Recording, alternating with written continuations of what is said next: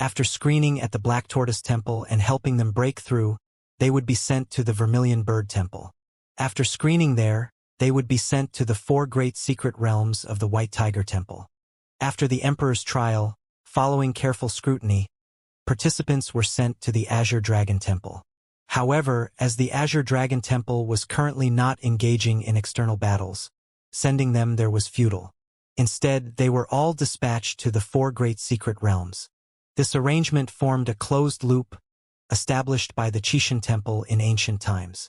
It served the purpose of continuously selecting strong individuals, rekindling the glory of the Qixin lineage. Zhu San, go to the Black Tortoise Temple to receive the people. Zhu Si, go to the treasury and choose a flying treasure. Take them to the God's tomb and make sure to hand them over safely to the White Tiger Temple. She had heard about Jian Wushuang's incident. It was a significant loss and a warning. The 4 great secret realms were no longer what they used to be.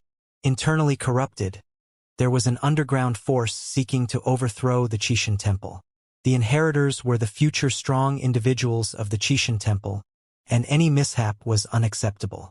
In the previous instance, it was only Jian Wushuang who entered one of the 4 great secret realms. This time, it was 20,000 people. For those individuals, even being a billion Dao Lords made little difference, as they could be effortlessly extinguished. Sending these inheritors required the use of powerful treasures. Palace-type supreme eternal treasures were essential, much like the Eternal Tower, which allowed Tier 4 Emperor participants to withstand attacks from Tier 5 Emperors.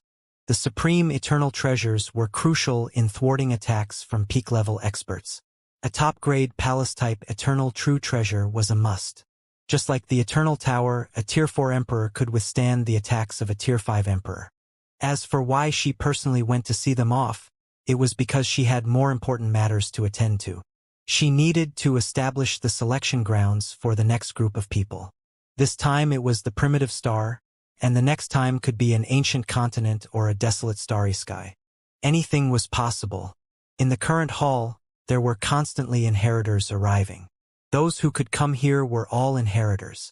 Those who didn't arrive had either fallen or had been gathered elsewhere, preparing to be transported out altogether. The core of the original realm. On a floating continent, there were 1 million trial participants.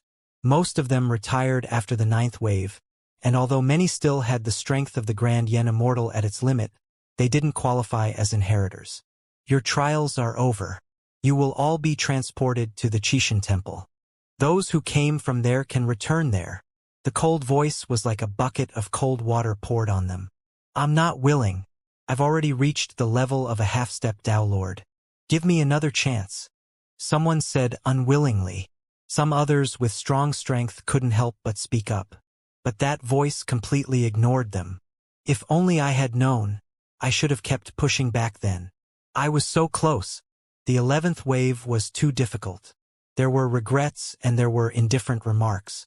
Some Grand Yen Immortals, who were not top-tier fighters when they entered, had now transformed into limit-strong individuals. They had also gained many precious treasures, even completing a set of innate treasures. They had exchanged for supreme techniques and, after leaving, might not be weaker than others.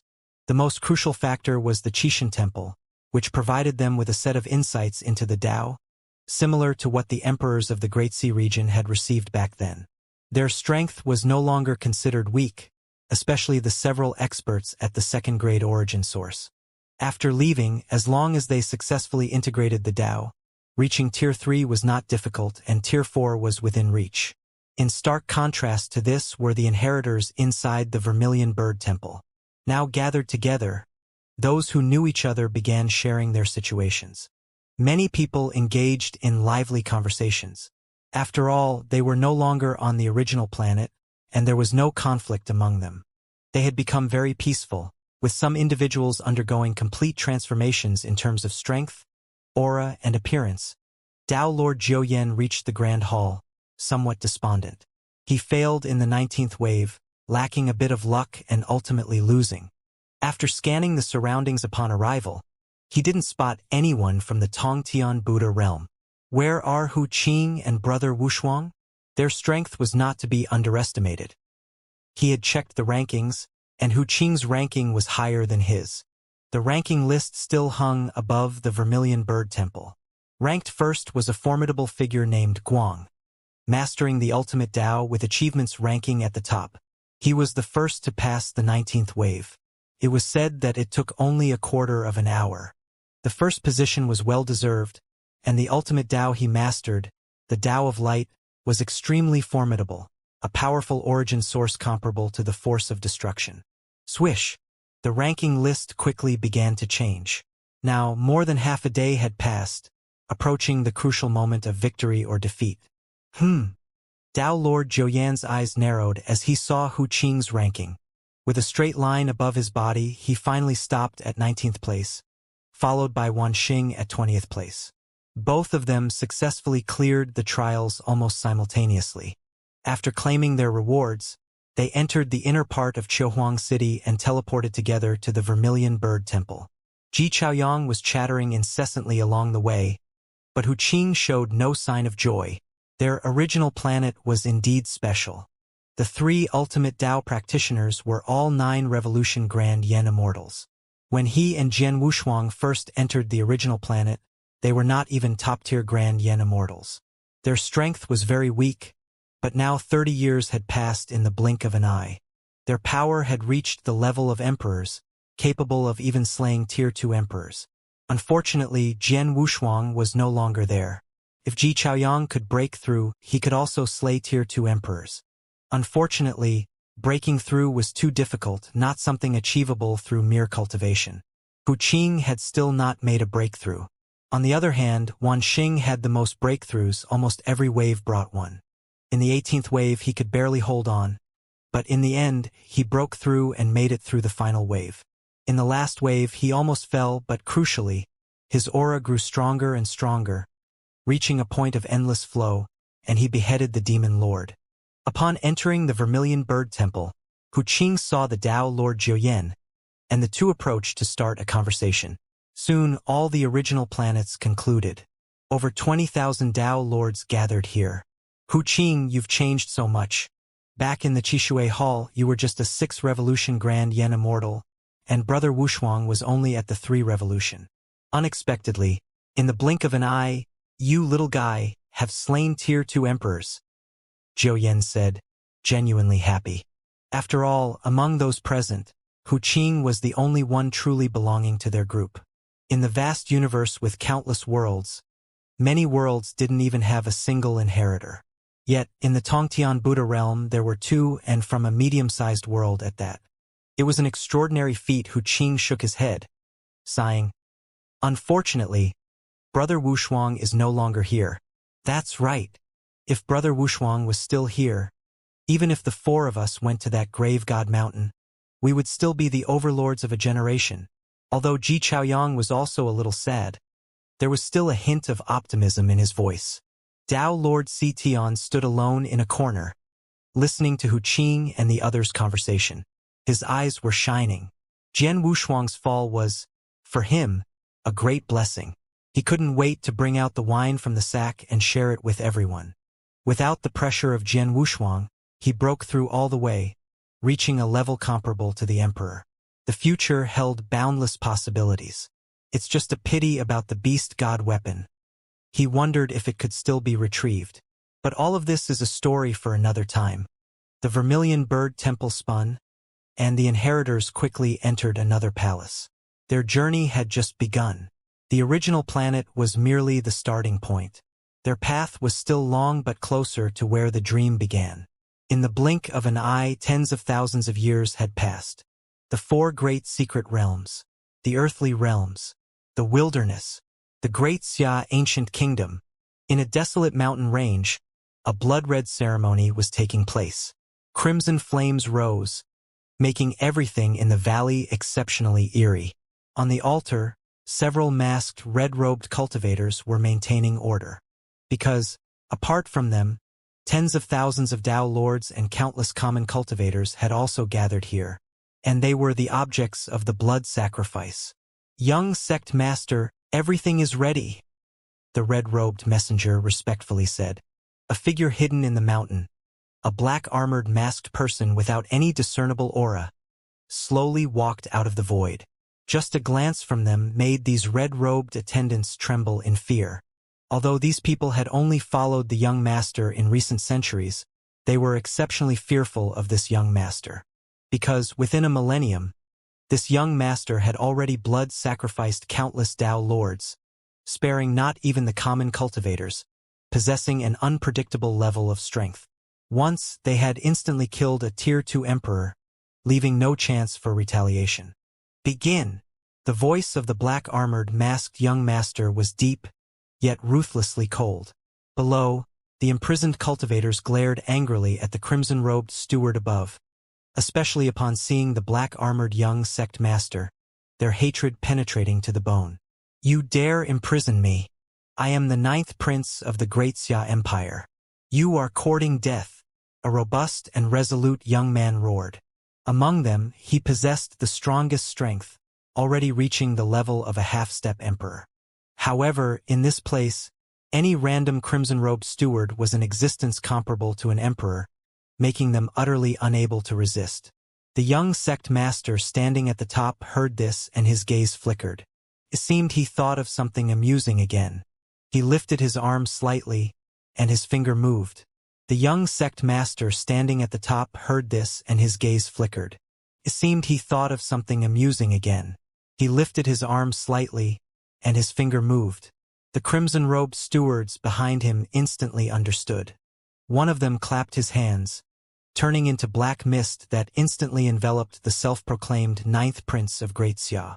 The black mist swirled, shrouding the 9th prince, reaching the young sect master's presence in the blink of an eye.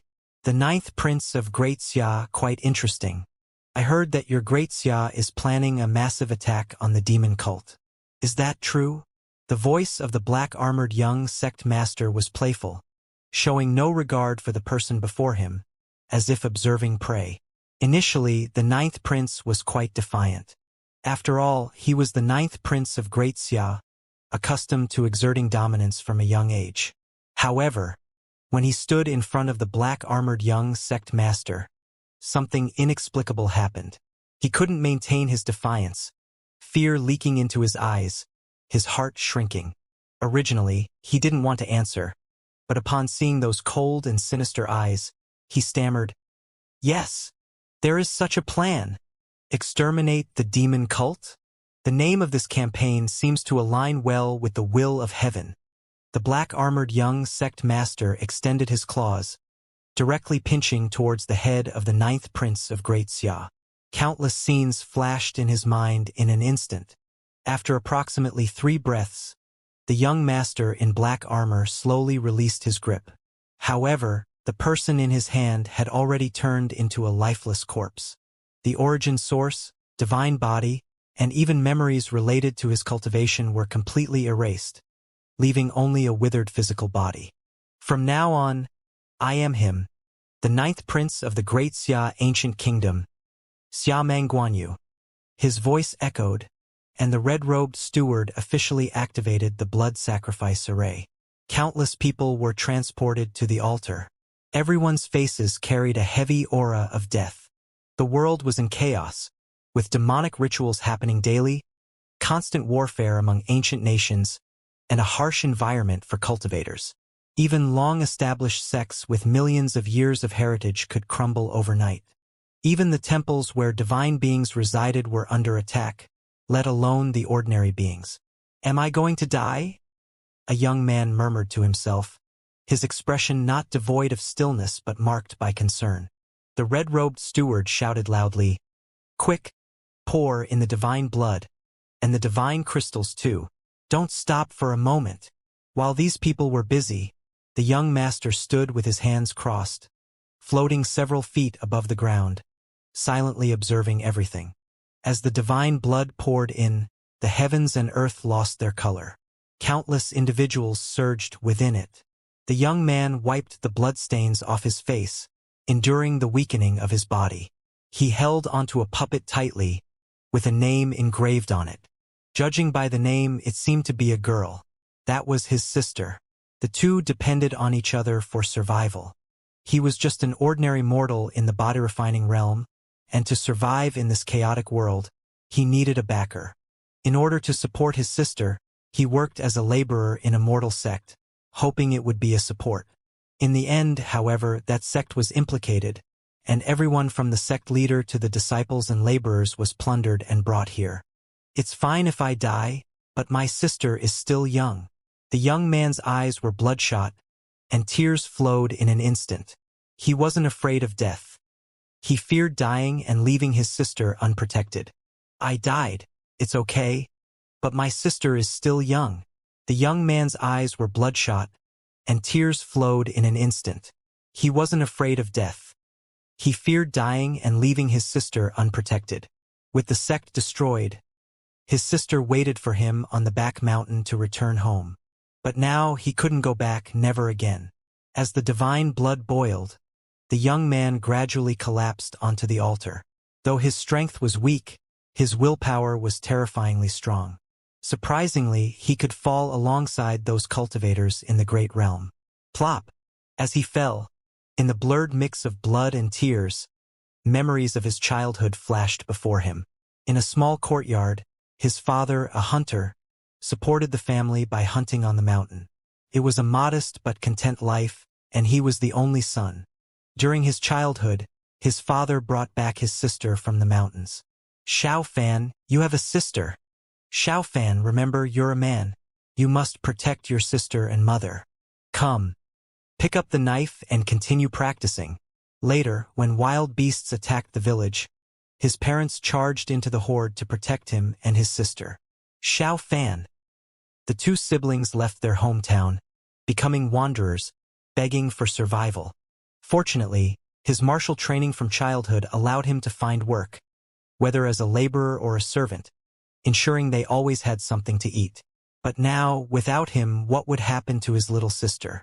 Brother, come home. When the young man closed his eyes, the final image was of his sister standing at the gate of the small fenced yard, holding a bowl of water, waiting for his return. People continued to fall in the altar. Now even the earth immortals had fallen, followed by the heavenly immortals, and the powerful Tao lords among the heavenly immortals. The division of strength in the earthly realm followed the ancient titles. Grand Yen immortals were immortals in the earth realm, and the Mahayana was the ancestral realm. The lord of ordinary people was also a great realm cultivator. The young master in black armor's eyes changed, revealing a hint of surprise as he turned to look north. This scene startled the steward in the red robe. The young master was fearless, yet even he was surprised. Could it be that a powerful emperor had arrived? The young master in black armor spoke coldly. You go first. The ritual had already begun, and these red-robed attendants were of no use now. Staying here would only expose their identities. They were all strong cultivators from different sects, brought here specifically for this blood sacrifice. Normally, they wouldn't have met. Except for him, no one knew their true identities. Yes, several red-robed attendants respectfully obeyed. A small formation rose, and the attendants entered it, instantly transported billions of miles away, their presence disappearing in an instant. Now, only the young master remained in the valley. Inside the altar, the scene was chaotic, with only some skeletons remaining. From the altar, a faint origin source rose, or rather, a force never seen before, encompassing all things in the universe. Unfortunately, it was too little. The power was mediocre, only comparable to a regular emperor's origin source. Grabbing this origin source, the young master in black armor revealed a hint of surprise in his eyes. Unable to restrain himself, he growled, "Old guy, this isn't the last time. Why isn't it enough yet?" A surprising scene unfolded as a wisp of soul flew out from the young master in black armor, lingering in the air. It's not my fault. The participants in this sacrifice were too weak. If it were a tier 4 emperor, one would be sufficient. The soul complained with a hint of grievance. The young master in black armor, however, wore a disgusted expression. He snatched the faint origin source from his hand and threw it to the soul. You dare say that? If a tier 4 emperor comes, we're all done for. The soul, however, smiled and flattered. How could that be? With your current strength, can't you fight or even escape? Humph. speaking too easily. The young master in black armor couldn't be bothered to argue further. He continued, "Hurry up and come in. Someone is rushing towards us, and their strength is not weak." Oh! The soul, upon hearing this, revealed a meaningful expression. Not weak means we can fight, maybe even kill. Seeing through the intentions, the young master in black armor sighed. "It's not just anyone. It's someone we know. Let's go." Upon hearing this, the soul didn't dare say more, re-entering the body of the young master in black armor. Swish! A black-robed monk, with incredible speed, arrived at the valley instantly after the young master in black armor left. Staring at the blood-colored altar on the ground, the black-robed monk's face showed anger. The wide sleeves swayed as a 12 or 13-year-old girl clung to his thigh, unable to look at the blood-colored altar. When he looked down at the young girl, a smile appeared on the monk's face. There was a time, long ago, when he had experienced a similar situation.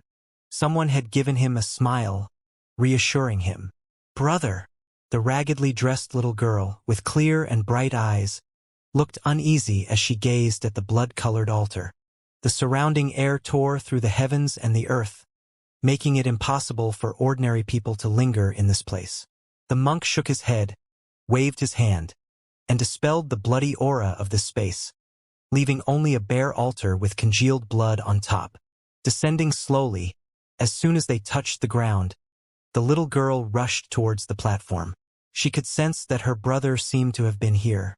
But, tripped by something unknown, the little girl propped herself up with her hands, struggling to stand. She looked back at the raised area behind her. The monk stood aside without hindrance. With his distinguished identity and strength, he could see at a glance the girl's past and potential future. Although she had once lived in poverty, her radiance was undeniable. The future, however, seemed murky. Even if he were to take in this little girl, her destiny remained uncertain. He closed his eyes slightly, and in an instant countless pairs of eyes were fixed on this scene. The sacrifices here had destroyed countless lives, triggering such a profound karmic force. Yet, he couldn't discern who was performing these rituals. When he reopened his eyes and looked at the little girl, there was a hint of pity in his gaze. The little girl was just a miniature reflection of countless pairs of eyes, and at the same time, many others shared her fate. Unafraid of karma, he was evidently a cultivator of the demonic path. At some point, a puppet appeared in the hands of the little girl, with crooked characters written on it. It was something left behind by her brother before he died. "Younger sister, live well." This was what he had left behind with all his strength before his death, and for some reason it had miraculously remained intact. If the young master knew about it, he would surely be surprised. Perhaps he was already surprised now. On the precipitous cliffs of the valley, in the void between spaces, a person stared coldly at the puppet in the little girl's hands. "You old man, is it really as serious as you said? With our lives on the line, why would I deceive you? It seems this is the consequence brought about by the sacrifice. I've long felt a sense of unease in my heart. It seems it's because of this object. Even the sacrifice couldn't destroy it." Hidden here was the black-armored young master. "Never mind, as long as I reshape an origin source for you, we can completely break free. I'm quite fed up with these days." The voice of the old man within him sounded again, saying in a deep tone, "Anyway, let's first kill this person. He's just a Tao Lord. Nothing to be afraid of. Are you telling me what to do?" The voice of the black-armored young master was cold and severe. The internal voice was momentarily stunned. The usually ruthlessly cold young master, why would he hesitate? No, I'm just suggesting getting rid of that puppet. There's karma between us written on it. It must not be kept."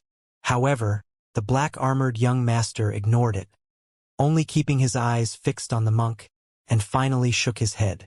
On the altar, the little girl knelt on the ground, sobbing. The monk approached, squatted down, and patted the little girl's shoulder, saying, "Don't let down your brother's long-standing wish." "Yes." The little girl lifted her head, looking at the chief monk, then continued, Why did my brother have to die? The monk paused for a moment, momentarily lost in thought. He noticed that the little girl's future, originally murky, had now turned dark.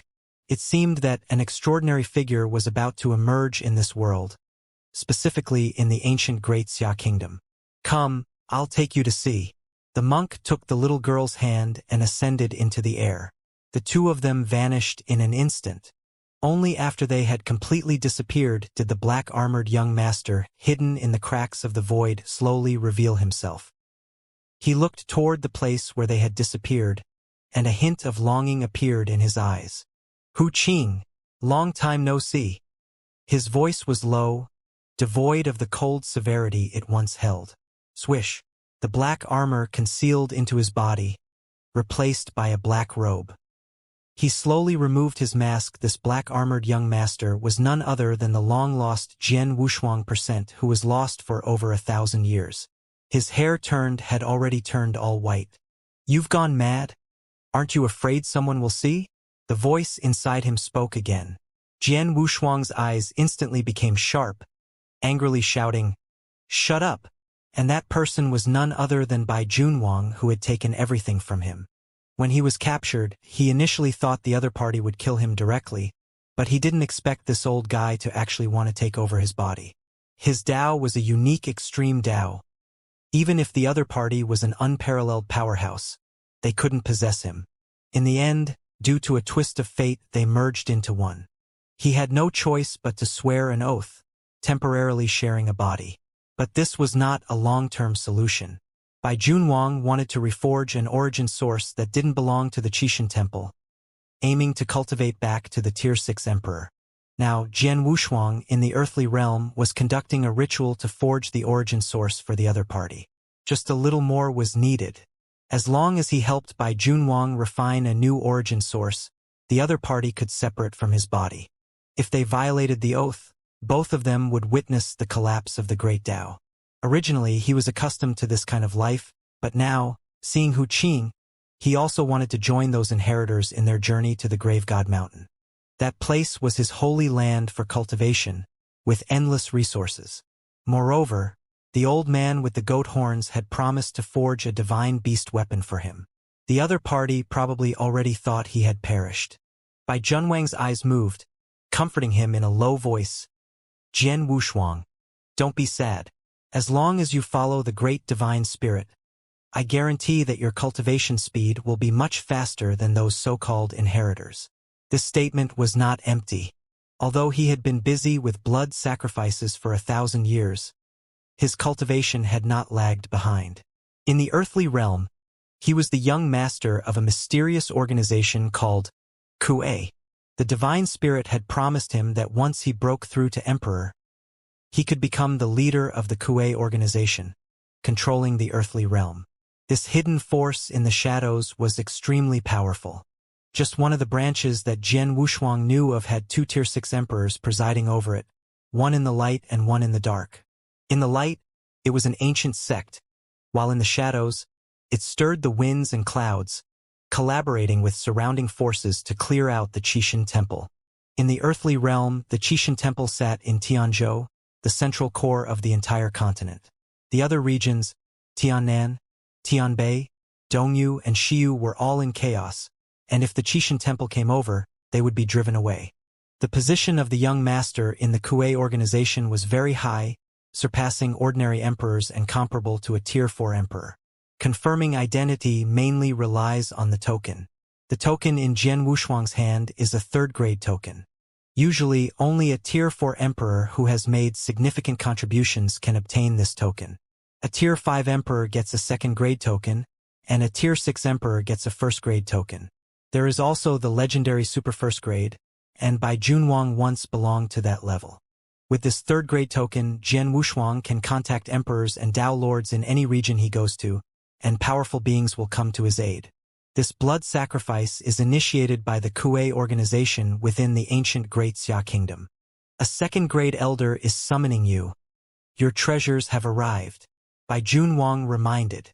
Jian Wushuang didn't reply, transforming into the deceased 9th prince of Great Xia.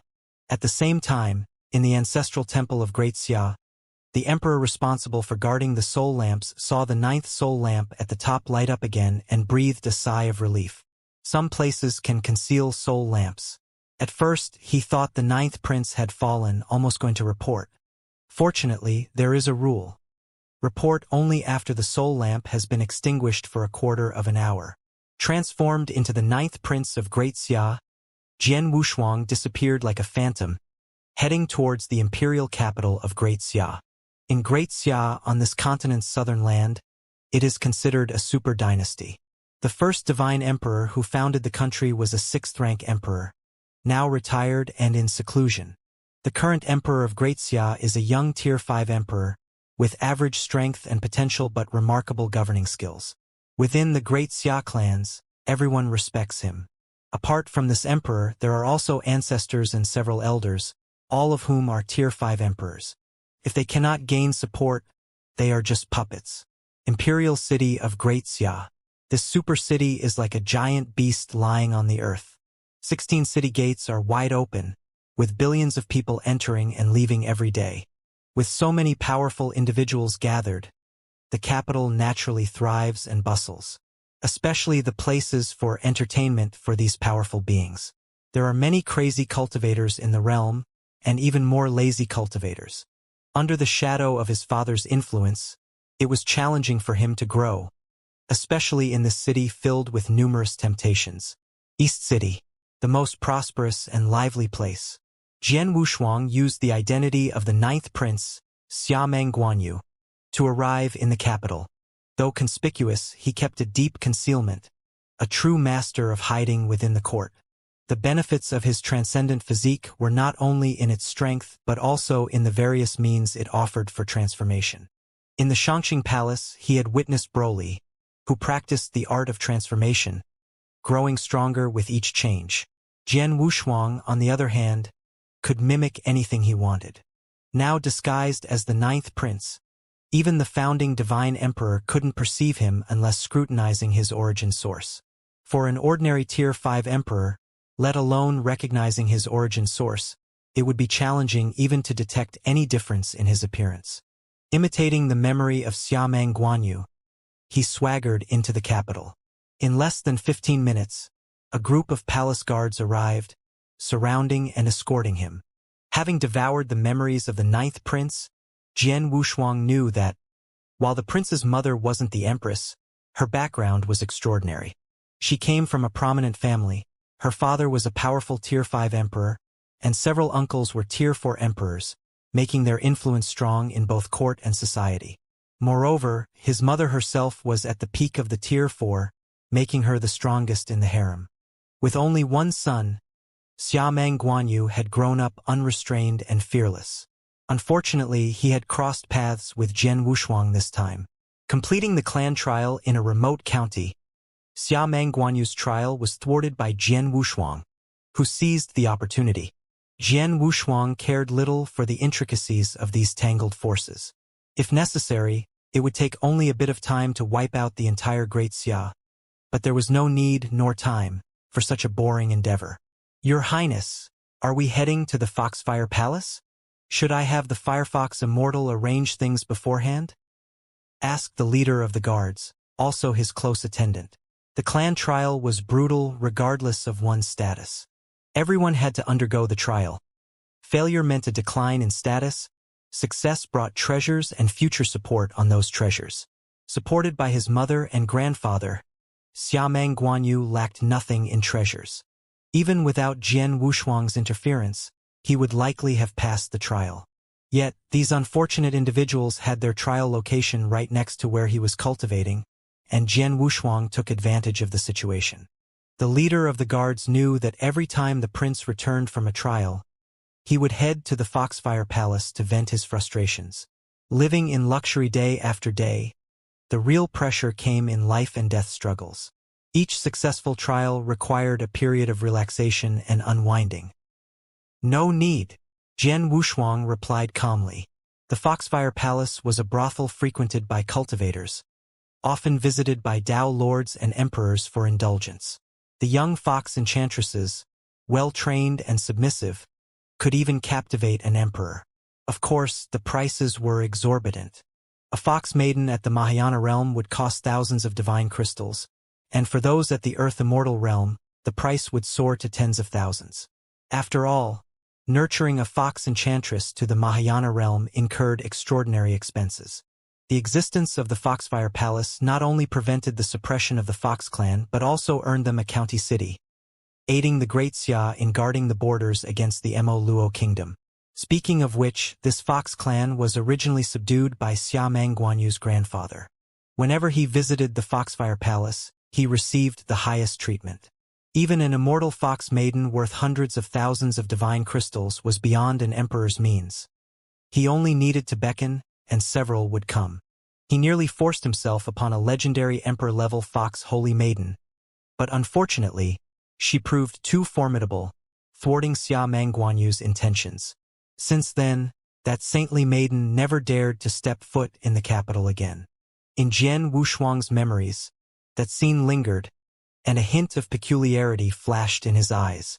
In less than a quarter of an hour, he arrived at the Foxfire Palace from his memories. His visit wasn't just a result of Xia Mangguanyu's habits. Jian Wushuang indeed had other matters to attend to in this place. He needed the treasure, and it had already been teleported to him. The agreed-upon location was the Foxfire Palace.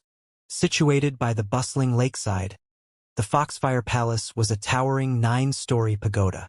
As the sky gradually darkened, the tower was illuminated with lights. "Your Highness, you could have at least informed us before arriving." Even before entering, a seductive voice reached his ears. As the voice faded, a charming woman in a flowing red fairy dress emerged.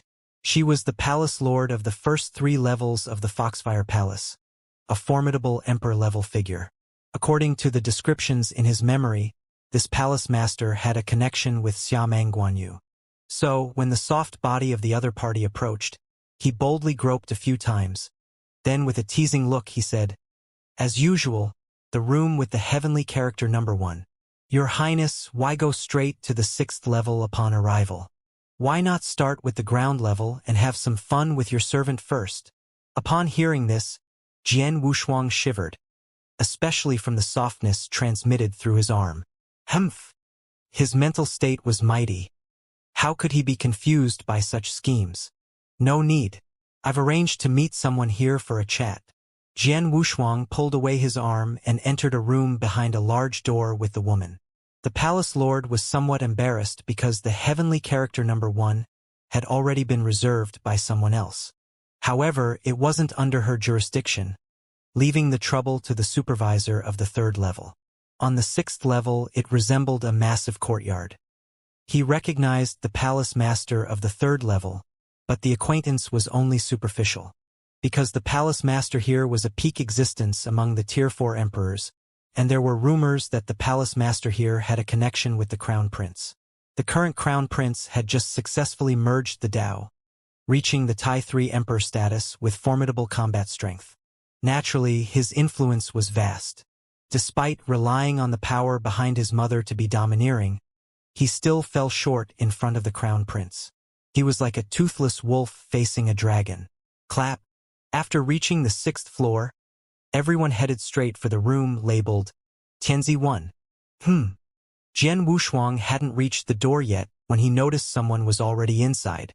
If it were his usual self, he would have chosen another room if someone was already occupying it. However, the temper of the 9th prince was not so accommodating. If there was someone inside, it was necessary to first see who it was. If it was a low-status wandering cultivator, they would be directly kicked out. Clap. Jian Wushuang's palm had just touched the door when it opened from the inside. "I'll pay my respects to His Highness, the 9th prince." The one opening the door was the palace master of the 3rd floor, Du Sherngyang.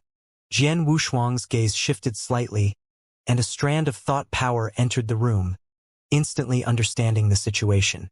It turned out that his elder brother, the crown prince, was seated inside. No wonder he was stopped below. There was someone inside. According to the descriptions in his memory, the crown prince rarely visited this place. Whenever he did, he would always have Du Sherngyang accompany him. Seems like a breakthrough had occurred, and he wanted to experience the elegance of this place. Ninth brother, since you're here, let's dine together. Inside the room, the crown prince's voice carried a hint of laughter.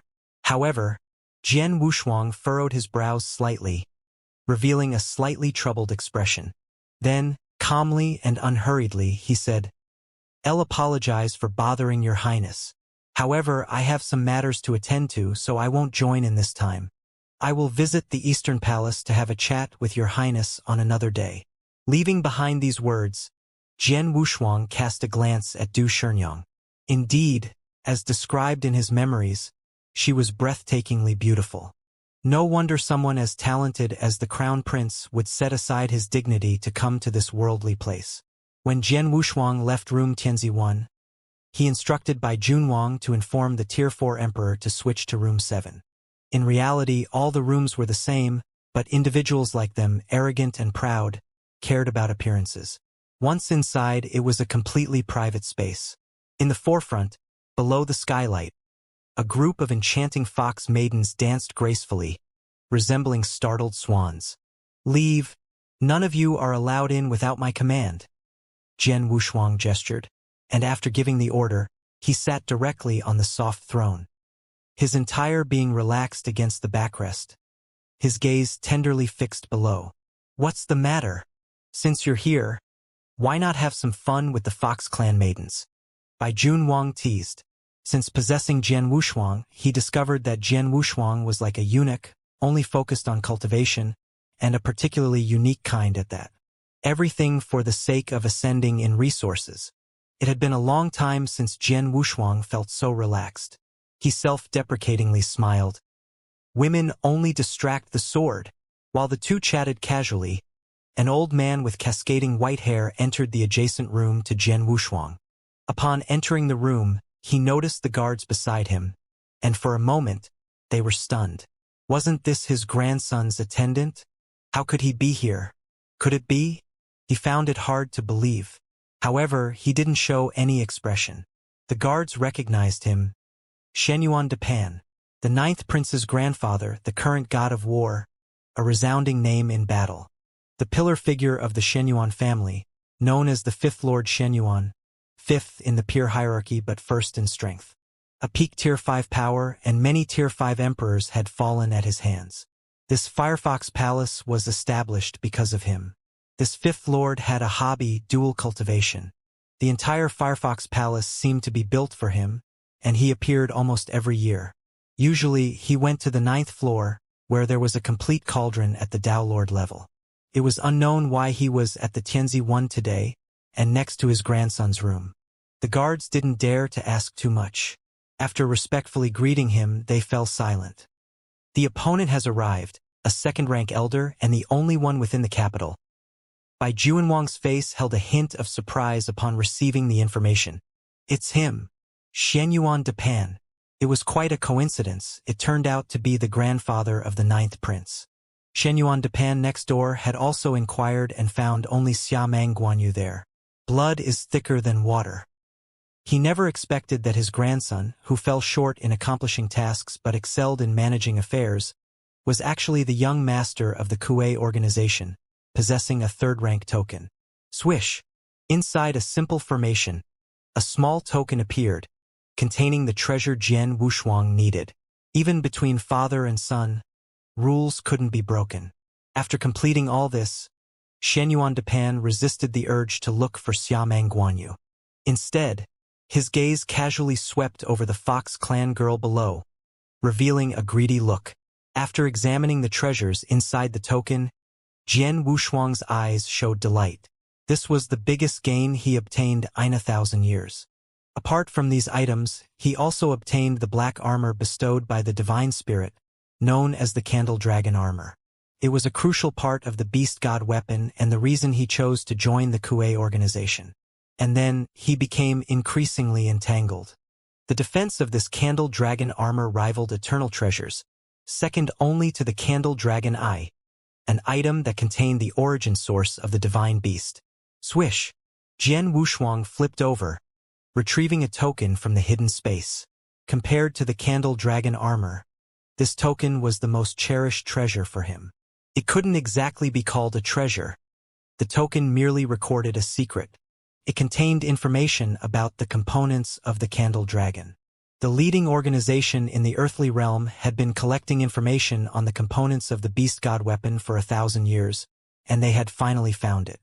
The Mo Luo Kingdom, in the hands of the Crown Prince Luoxia, there seems to be a component of the eternal beast god weapon, the Candle Dragon arm power at the Tier 4 of Emperor. In the northern region of the heavenly realm, a successor has appeared, confirmed to possess the Candle Dragon Claw, strength capable of killing a Tier 1 Emperor. In the God's Tomb, a special life form harbors the beast god heart within, peak strength. Seeing these 3 pieces of information, Jian Wushuang revealed a look of astonishment. He hadn't expected them to actually find it. In addition to information from the earthly realm, news from other secret realms had also arrived. It seemed to be the will of that divine spirit. The one in the heavenly realm should be the Tao Lord Citian, and this could be considered useless information. As for the one in the God's Tomb, the person with peak combat strength and the beast god heart, extracting it would require killing the opponent and dissecting them. If he wasn't discovered by the other party, it would be considered lucky. Even with the support of the leading organization, he couldn't make a move against the other party and could only wait for the future. Peak strength was something he had witnessed and heard about from Bai Junwang. Bai Junwang in his prime possessed peak strength. Perhaps, after helping Bai Junwang recover his peak strength, he could confront that special life form. The only thing he could currently snatch away was the item in the hands of the Crown Prince of the Mo Luo Kingdom. Facing a Tier 4 Emperor, it was getting a bit tricky. It seemed like some arrangements were in order. Since Great Xia was preparing for a military expedition against the Mo Luo Kingdom, it presented an opportunity. Bai Junwang floated up, revealing his sinister countenance, and said in a cold voice, "Someone familiar has arrived." Jian Wushuang furrowed his brows, naturally stowing away his treasures. He turned his head toward the direction of the entrance. Though he couldn't see anyone, he sensed the presence of someone from the outside, someone with deep karmic ties. Hu Qing. How did he end up here? He immediately stood up. Fortunately, sensing that presence, Hu Qing headed towards Tianzi Noel and didn't pay much attention to this side. Jian Wushuang breathed a sigh of relief. He thought Hu Qing had discovered his identity and had been following him all the way here. Although his strength had increased significantly, Hu Qing was no slouch either. He had reached the perfected level. He was a practitioner of the ultimate Tao, and at the very least, he was at the 8th level.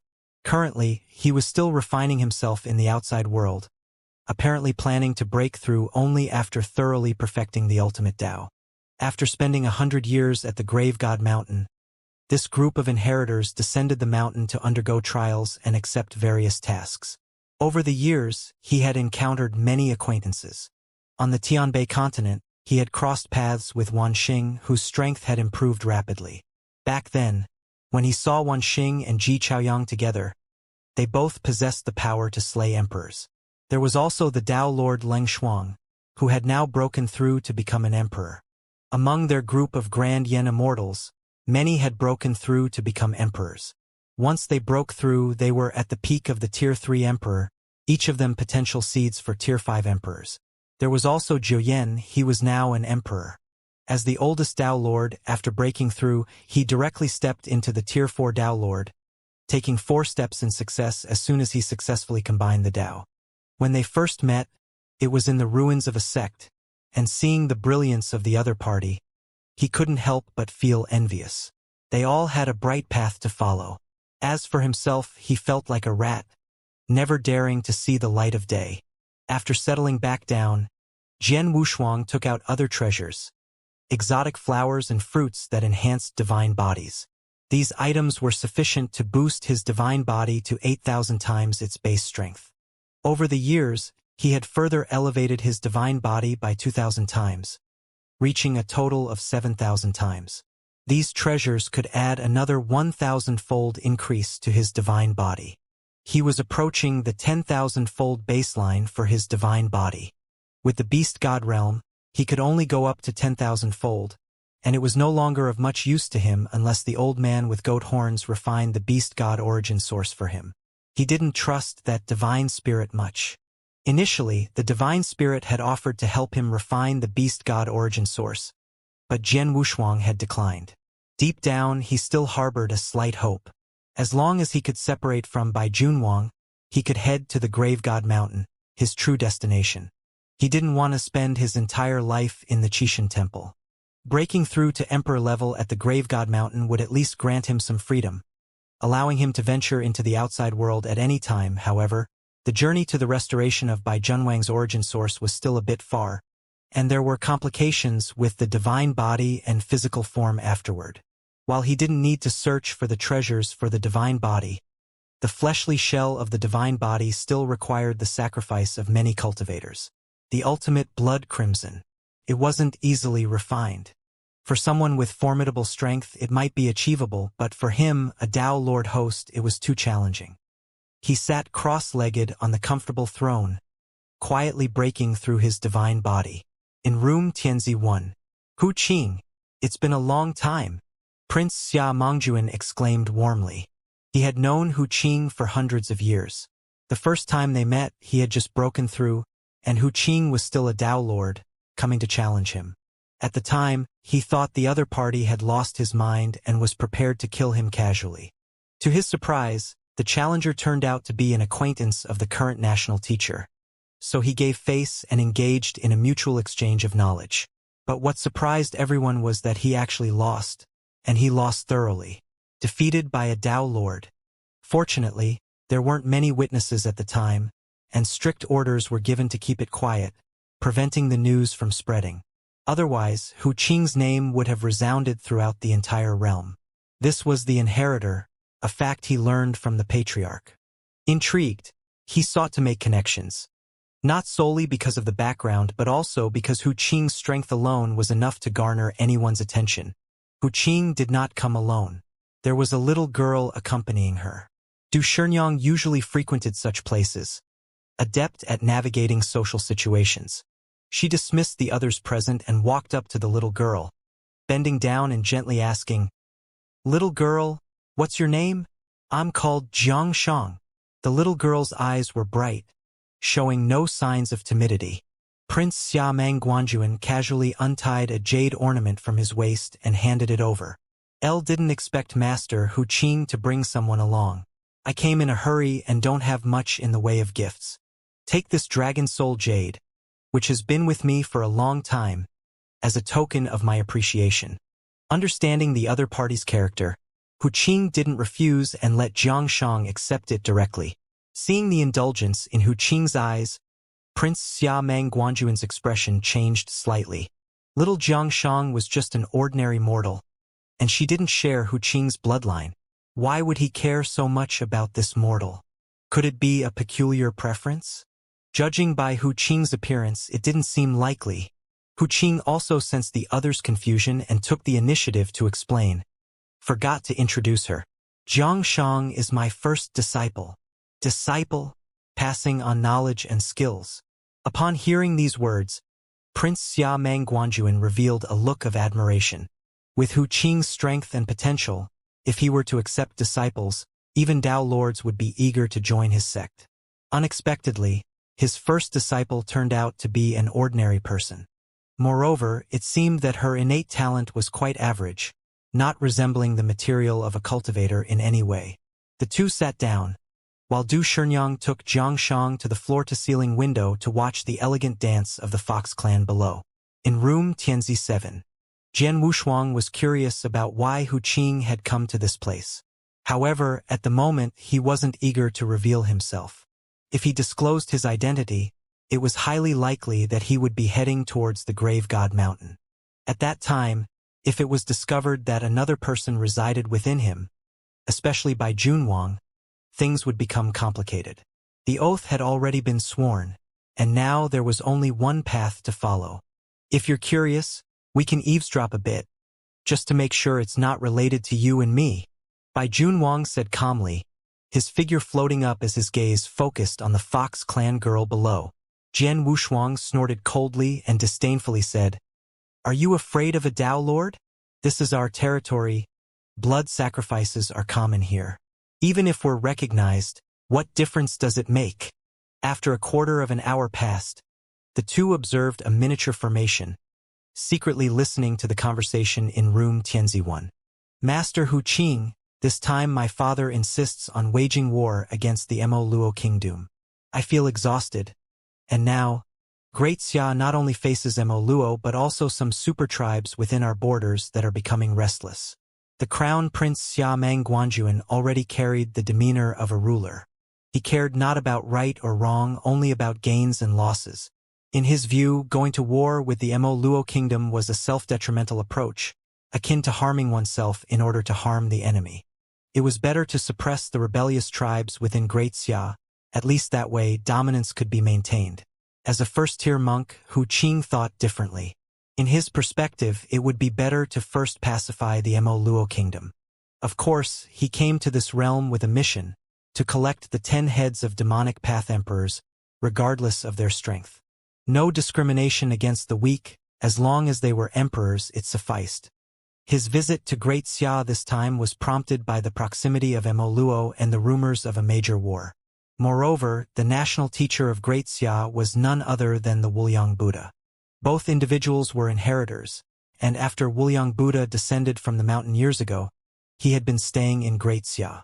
He was an emperor, and the task he had accepted before descending from the mountain was naturally much more difficult than those missions available to Tao lords. It might take millions of years of planning to succeed. Virtuous. Xia Mang Guanjuan saw the expression on Hu Qing's face and understood his intention. Is it what the national teacher wants? Hu Qing nodded. Regarding the matter of going to war with Mo Luo, there have been signs of it within the Great Xia Temple. It's not easy to convince His Majesty, so we can only resort to battle. Upon hearing the words Great Xia Temple, a gleam flashed in Xia Mang Guanjuan's eyes. At that moment he understood a lot.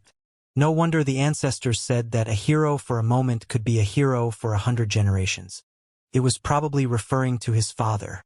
This campaign against Mo Luo was not just about quelling the border turmoil. It would also stabilize the petty forces within the Great Xia territory. They would gain support from various sects, making this campaign beneficial without harm. As for the fallen strong, they were not considered truly powerful. It was also an opportunity to weaken some sect's strength. His father, appointed by the ancestors, was needed to expand the Great Xia's power. As for internal stability, a compassionate person was required. Now, he understood the intention of the ancestors. Regardless of whether he was a compassionate person, he had to pretend to be one. Otherwise, that position above would no longer be his. Thinking of his 9 brothers, who among them was the most compassionate, Xia Mang Guanjuan revealed a cold look.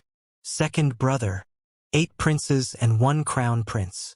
Some of them had already died prematurely, and the trials within the royal family were no less severe than those of ancient sections. Moreover, ancient sects recruited exceptionally talented individuals, while the royal family had a mix of various talents. The princes who had survived until now had either achieved the title of emperor and were granted territories on the border, or were like the 9th prince, Xia Mang Guanyu, simply living a carefree life, relying on a slightly stronger background for such leisure. Now, in the imperial capital, there were 2 princes, both with extraordinary influence and already fully matured. Among them, the 2nd prince was a particular case. He achieved the status of emperor 1,000,000 years earlier than his elder brother. Currently, he was at the peak of the 3rd stage, on the verge of breaking through to the Tier 4. Yet, he had not been granted a fief and remained in the capital. Due to his seemingly benevolent exterior, he had garnered the support of many followers, among whom were numerous formidable Tier 4 emperors.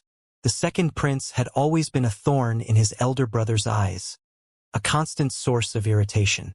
Now, having comprehended the intentions of their ancestors, he felt a trace of unease.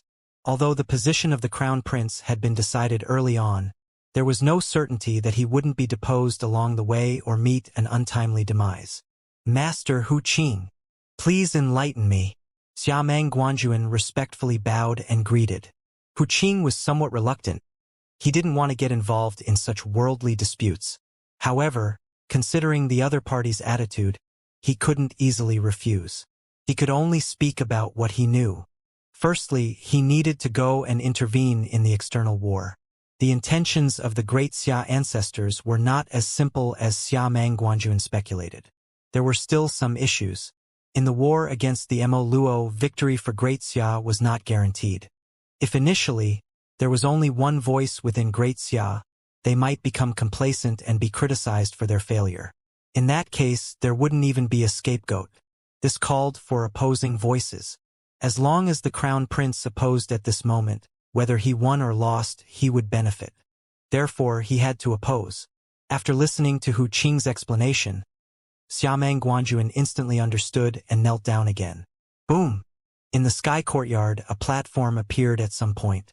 At this moment, a deadly battle was taking place above. Disturbed by the thunderous sound, Xia Mangguanjuan was extremely annoyed. Drag the two on Leitai Mountain down and behead them for me. Du Sherngyang hurriedly stepped forward to console him.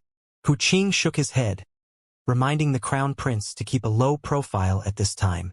In the adjacent room, Jian Wushuang, upon hearing the conversation, had gained a clear understanding of what the two were discussing.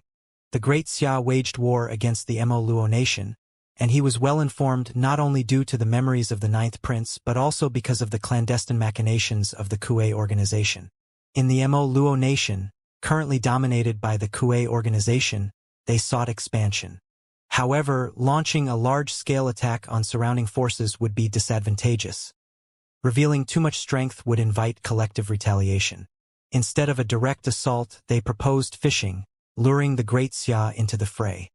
By defeating the elite forces of the Great Xia, they could then invade in retaliation. It seemed like a better strategy. This information was top secret, known only to elders of the first rank. Jian Wushuang's unique status had been disclosed to him by the elder who held sway in the Mo Luo nation. His infiltration into the Great Xia carried a specific mission: to manipulate more formidable experts into heading to the Mo Luo nation. These fools! Bai Junwang sneered on the side. Jian Wushuang retracted the array, the formation utilized by Junwang's spatial origin source for eavesdropping. With his current strength, he couldn't yet eavesdrop on the Emperor's conversation. All right, let's prepare to catch the turtles in a jar. All the fallen powerhouses will be yours then, Bai Junwang said with a cold laugh. Bai Junwang added, they'll be yours too. The two opened the door and hurriedly left. As they walked towards the flying chariot outside, they glanced from a distance at the prince behind them, Xia Mangguanjuan, boarding a luxurious flying chariot, surrounded by 18 neatly arranged emperor's guards. They arrogantly proceeded towards the royal palace. Xia Mangguanyu also had many followers. While not comparable to the crown prince and the second prince, the difference wasn't substantial. Merely the emperor's guards under his command numbered in the dozens. The weaker Tier 2 Emperor's Guards were suitable as escorts. The true peak Tier 3 Emperor's Guards were revered as honored guests. Among them, some sought refuge under him after offending others, while others were loyal warriors sent by his grandfather. The 18 guards outside were the loyal warriors sent by his grandfather, each possessing peak Tier 2 strength, with the leader being a peak Tier 3 Emperor.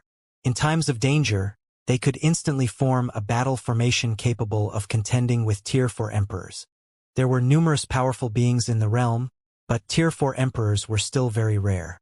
Even if he were the Prince of Great Xia, not to mention the Crown Prince, there were no Tier 4 Emperors in his retinue. Tier 4 Emperors were treated as honored guests wherever they went. As for Tier 5 Emperors, they wouldn't bother with these youngsters at all. Tier 5 Emperors typically followed Tier 6 Emperors, seeking protection and guidance to enhance their strength. They all came for the purpose of improving their power. Treasures were not of great use to them. Only precious eternal treasures could catch their interest. Back at the royal residence, Jian Wushuang began to plan the mobilization of his forces. It was estimated that in a few years, he would officially lead a large army toward the Mo Luo kingdom. Although he was a prince, he had no military authority and could only go with his own entourage. In Great Xia, any royal offspring had the right to recruit private soldiers. Apart from some retainers, Xia Mangguanyu also had a private army. Among the four great secret realms, apart from the heavenly realm and the god's tomb, many ancient kingdoms existed. In the heavenly realm or the external world, encounters with cultivation kingdoms were rare. However, wherever there were kingdoms, there were cultivation armies. The army under Jian Wushuang's command was small, and he couldn't afford to expand it. Just a set of innate treasures, even the ordinary ones, required thousands of godstones. For a team of 1,000 people, the expenses amounted to millions of godstones. Even as a prince, he didn't have that much money on hand. His mother had provided for his upbringing, and he didn't have the means to support such expenses. These 1,000 men are simply not enough. Jian Wushuang contemplated with a thoughtful gaze. The Battle of Mo Lu aimed for the components of the Candle Dragon. Bai Junwang also went to find out more about the Tier 4 Emperor. If it were an internal member, the Divine Spirit would likely have already taken it, using the Beast God weapon to threaten him. However, since it remained untouched, it indicated that the status of that Tier 4 Emperor was extraordinary, being such a young person. Mo Luo Kingdom, the Crown Prince, Jian Wushuang murmured to himself, realizing that the position wasn't too high either, not even a crown prince. Moreover, the current emperor of Mo Luo was only a Tier 5 peak emperor. With Bai Junwang's top quality token, he could easily dispatch a first-grade elder for assassination. After all, a Tier 4 emperor wouldn't affect the overall situation of Mo Luo Kingdom. But just as Bai Junwang issued the summons, it was rejected by the Divine Spirit. It seems there are other motives involved. The Divine Spirit must be planning something within Mo Luo Kingdom, or else it wouldn't attach such importance. Jian Wushuang understood this and stopped insisting. Instead, he began to prepare. Since he couldn't rely on others, he decided to handle it himself. Entering the Tier 4 brought some pressure, but it wasn't to the point of complete helplessness. This time, coming to the Great Xia country, he was preparing to break through the 9 revolutions. Currently, his extreme Dao had reached the peak of the 6th layer, and the ultimate Dao had reached the peak of the 7th layer. Just a bit more. Jian Wushuang's sword Dao may not have completely broken through at the moment, but the extreme Dao has reached its limit. To make a breakthrough, he needs some auxiliary treasures. Once the extreme Dao breaks through, he will be able to completely grasp the power of all things and even the origin source of space. He has been continuously breaking through, and his realm in spatial control has already surpassed those indigenous emperors, comparable to those of the Tier 4 beings. However, there is a slight gap in raw power. If he can completely make up for this deficiency by mastering the power of all things, then even a Tier 4 emperor might be within his reach. Currently, he boasts a record of slaying Tier 3 emperors.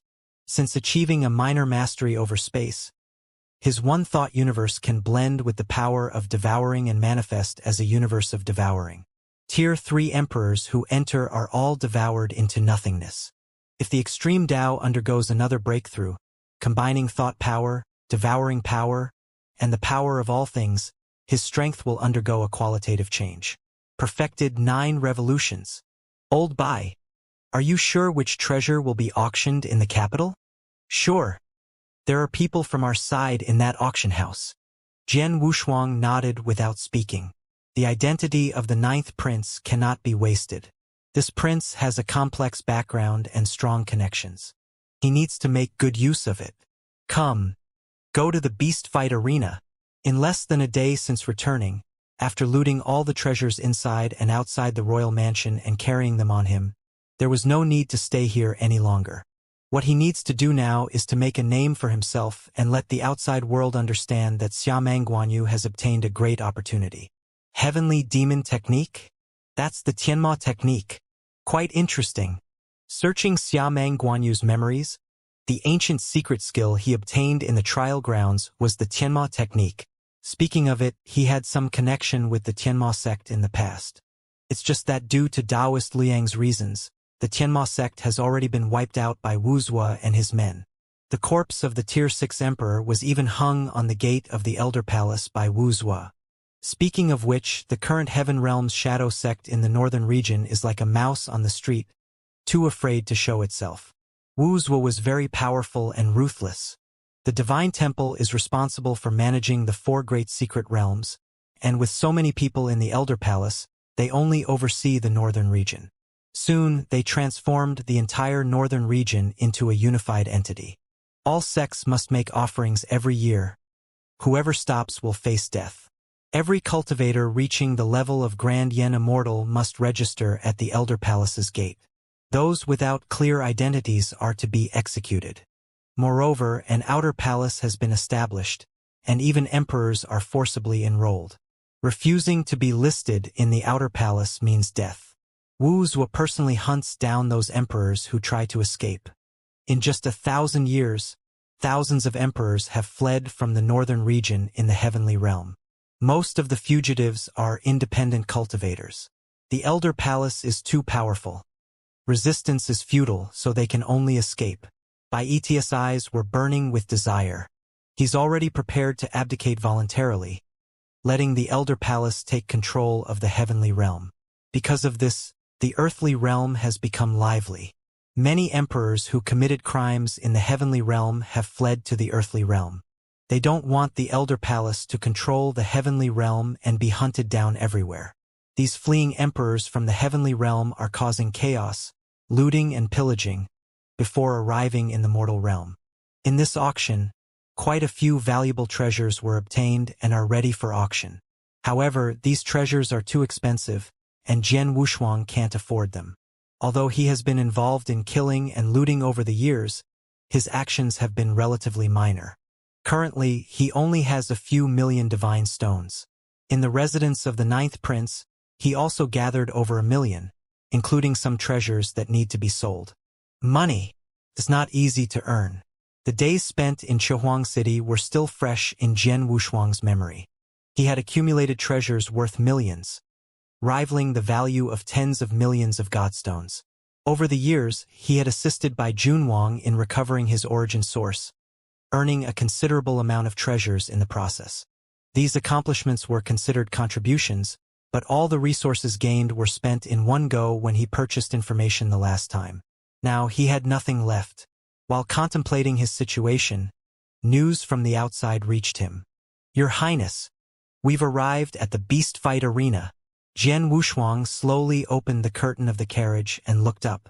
A huge coliseum came into view. In the coliseum, it was a dueling ground set up by the royal family. As the name suggested, fighting to the death within the imperial city was forbidden, but if one sought a life-and-death battle, they could come to this place. Before reaching the entrance, a bare-chested, muscular man emerged from it. 9th Prince. The man, rough but attentive, quickly bowed in respect. Jian Wuxuang gestured for him to rise and, with a cold and proud gaze, walked straight toward the beast fight arena, the muscular man following closely behind. "I heard there's a good show today," Jian Wuxuang remarked casually. The rugged man quickly responded, "It's not exactly a great show, just a life-and-death battle between 2 Tier 3 emperors." "Old Pei-san, you sure are arrogant." Jian Wuxuang turned and fixed an icy stare on the sturdy man, saying in a low voice, "When did Tier 3 emperors become so ordinary?" When Pei-san heard this, he knew that the 9th prince was trying to suppress him. He quickly bowed and said, "This humble one dares not. I will never forget 9th prince's great kindness. If it weren't for 9th prince's shelter back then, I would have perished in the chaos region long ago." In the past, it was Xiameng Guanyu who, following his grandfather Shenyuan Depan, ventured into the chaos region and saved his life. Subsequently, he was brought to the Grand Xia imperial capital, where a position in the beast fight arena was arranged for him. Pei-san at the pinnacle of the Tier 3 emperor. Staying by his side seemed somewhat underutilized, so he was dispatched here. However, for external battles, the presence of this figure was indispensable. After the pounding, Jian Wuxuang remained silent, only waving his hand. His visit to the beast fight arena wasn't solely for Pei-san. The primary purpose was to earn money. "How's the betting for these two?" Jian Wuxuang casually inquired. This time, Pei-san became even more respectful and replied, "There's approximately 40 million godstones." But Pei-san hesitated. He knew Jian Wuxuang had other motives for being here, and that's what worried him. Even if he were asked to risk his life for the ninth prince, he wouldn't bat an eye. However, violating the rules of the beast fight arena was a different matter.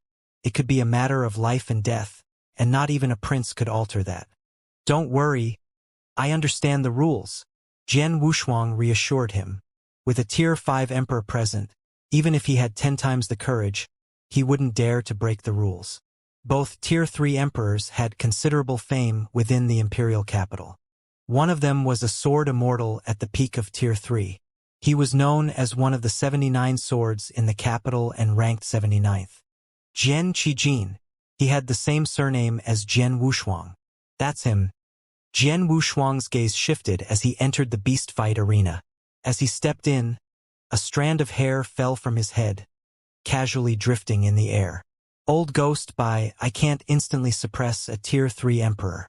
I'll leave it to you later. I'll take responsibility for the loss of the origin source. Jian Wushuang secretly transmitted his voice. The one posing as the ninth prince was just a clone. The true body had always been a strand of hair, now floating and following the ninth prince. TSK. Rest assured, the current by Junwang had almost recovered his origin source, so killing a Tier 3 emperor was still achievable. However, the current origin source was too unstable.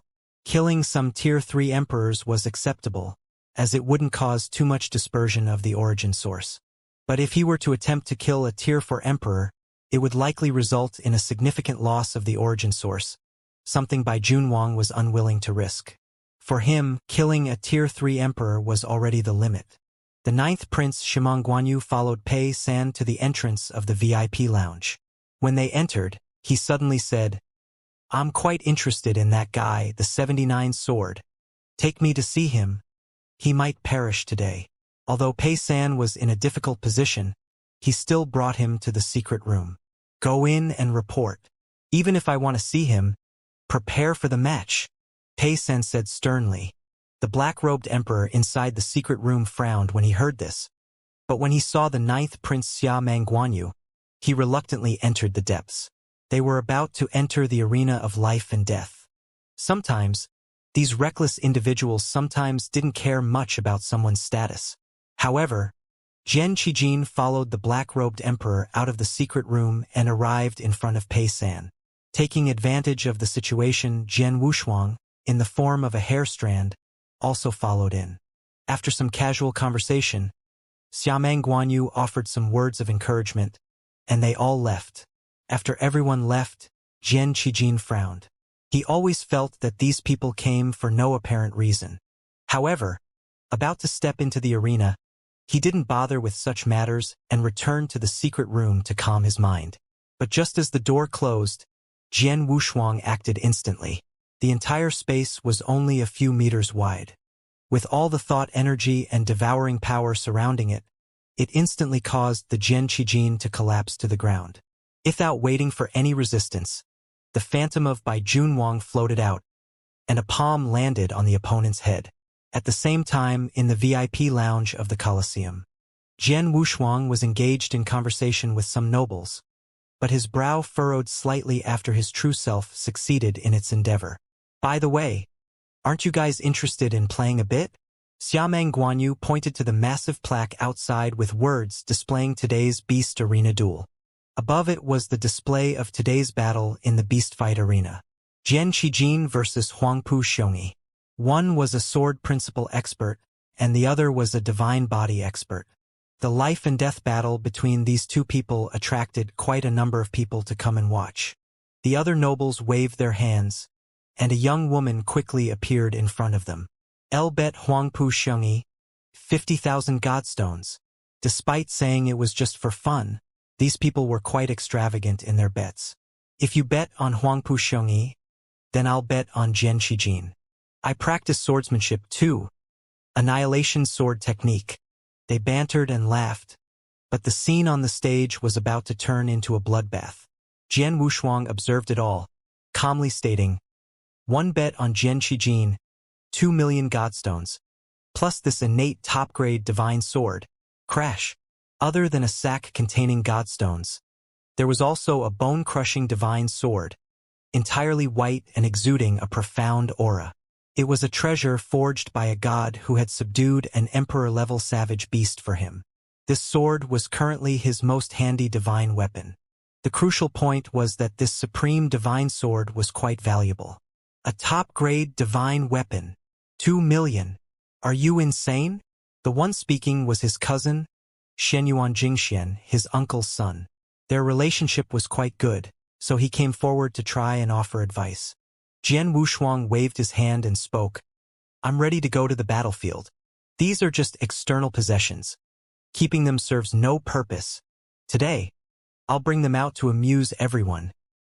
He spoke with great care, accompanied by a sense of world weariness, earning admiration from the onlookers. To the battlefield. Xianxia tilted his head and whispered to Xiameng Guanyu. To the battlefield? Are you sure? Jian Wushuang nodded. In the eyes of these people, Xiameng Guanyu was not someone accustomed to the battlefield and combat. Go to that battlefield. My father is currently at the southern region battlefield. If you want, I can take you to find him, Xianxia suggested quietly. Jian Wushuang shook his head and patted the other's shoulder, saying, Your father will be back soon, 9th Prince. This white bone sword can be used as collateral for 3 million godstones. The person who spoke was Pei San, and he handed a golden token to Jian Wushuang, with 5 characters inscribed on top. Taking the token and playing with it, Jian Wushuang addressed the shocked young aristocrats. 5 characters won't do. It's too ominous. Add another million. Saying this, he threw a sack to Pei San, remarking, The things inside should be enough. Pei San glanced inside and found it was indeed sufficient, at least 30,000 to 50,000 godstones short. However, he couldn't bring himself to ask for more just because of this. So he reluctantly exchanged the token for Jian Wushuang. Good. 6 characters sound better. It was a total of 6 million. If he lost, it would be as if he hadn't heard any noise. However, if he won, based on the 1 to 3 odds, he would gain 18 million godstones. Adding 2 million godstones and a top-grade divine sword pressed down, he now had the qualification to go to that auction house. The auction house was a super force, and this time, the top-tier auction held in Great Xia would be presided over by a Tier 6 emperor. It wasn't a place ordinary people could enter.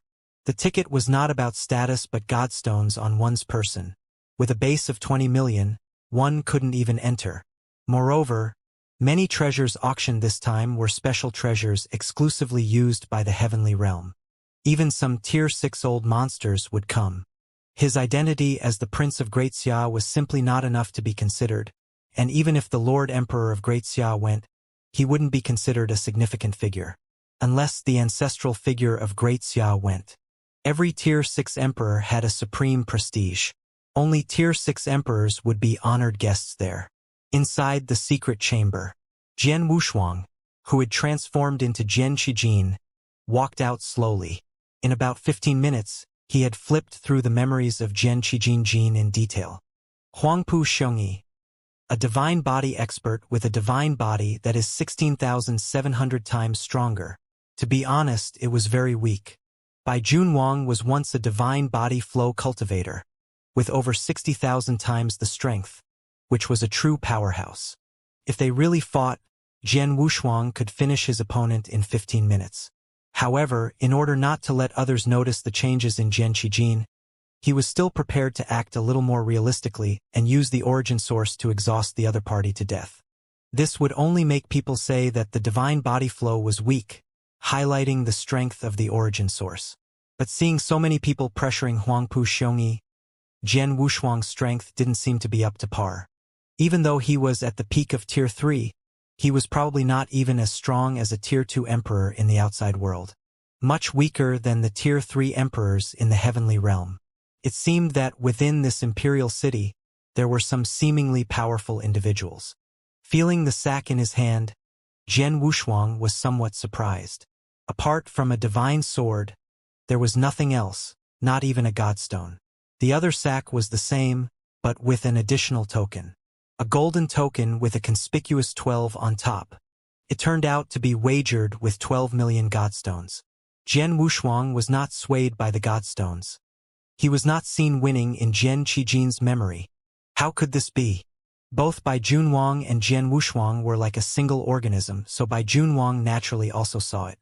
There's nothing strange. His memories should have been processed in some treasure. It's normal that you can't see it clearly, Bai Junwang reminded. Jian Wushuang became even more puzzled. A Tier 3 emperor with a net worth of 1 million was already considered pretty good. How could he have 12 million? Could it be that there was something hidden? Investigate. He had to investigate. Amassing 12 million was not an ordinary feat. There was probably a Tier 4 emperor behind him helping. But why was he so confident? Was he sure that he would win? The beast fight arena had Tier 4 emperors who would personally test the strength of the two. Finally, they gave out the odds. Could it be? Jian Wushuang thought of something. There must be someone manipulating behind the scenes. He could have clones, and so could others. However, it would be difficult to fool a Tier 5 emperor. Old Ghost Bai informed Shenyuan Depan and let him personally investigate the origin of this Jian Qijin. Regardless of whether they could find out, he would make a killing this time. After winning, just the Jian Qijin alone would yield 36 million godstones. Combined with Xia Meng Guanyu's share, it would surpass 50 million. An ordinary Tier 4 emperor was probably only worth this much. Of course, that was only the poorest. The gap between Tier 4 and Tier 3 emperors was significant. Some secret realms or relics had special requirements, whereby only Tier 4 emperors could enter. In those kinds of places, even with the worst luck, they could still gain several million godstones. Tier 3 emperor couldn't make the cut. Going in was simply not worth the trouble. Some couldn't even enter at all and could only go to ordinary secret realms, where the most they could get was a few million godstones. However, those who managed to enter were always individuals with formidable strength and rare treasures. Usually, these Tier 3 emperors in a single haul might get tens of thousands of godstones at most. Their net worth ranged around 1 million, with some reaching a few million. Jian Qijin's strength, even if Jian Wushuang didn't look down on him, was worth around 2 million. How did he get 12 million? It seemed that this life and death battle would be even simpler than he had imagined. Since the person behind him dared to place such a bet, it indicated absolute confidence in him. Before even stepping into the arena, Bai Junwang received a message from Shenyuan Depan. Jian Qijin has recently hosted many Tier 3 emperors, and their status varies. One have not found any particularly intimate discussions with other emperors. Jian Wushuang raised an eyebrow. It seemed to be a diversion. As the match was about to start, he couldn't be bothered with that. After winning, he would exchange the godstones directly and immediately make a run for it.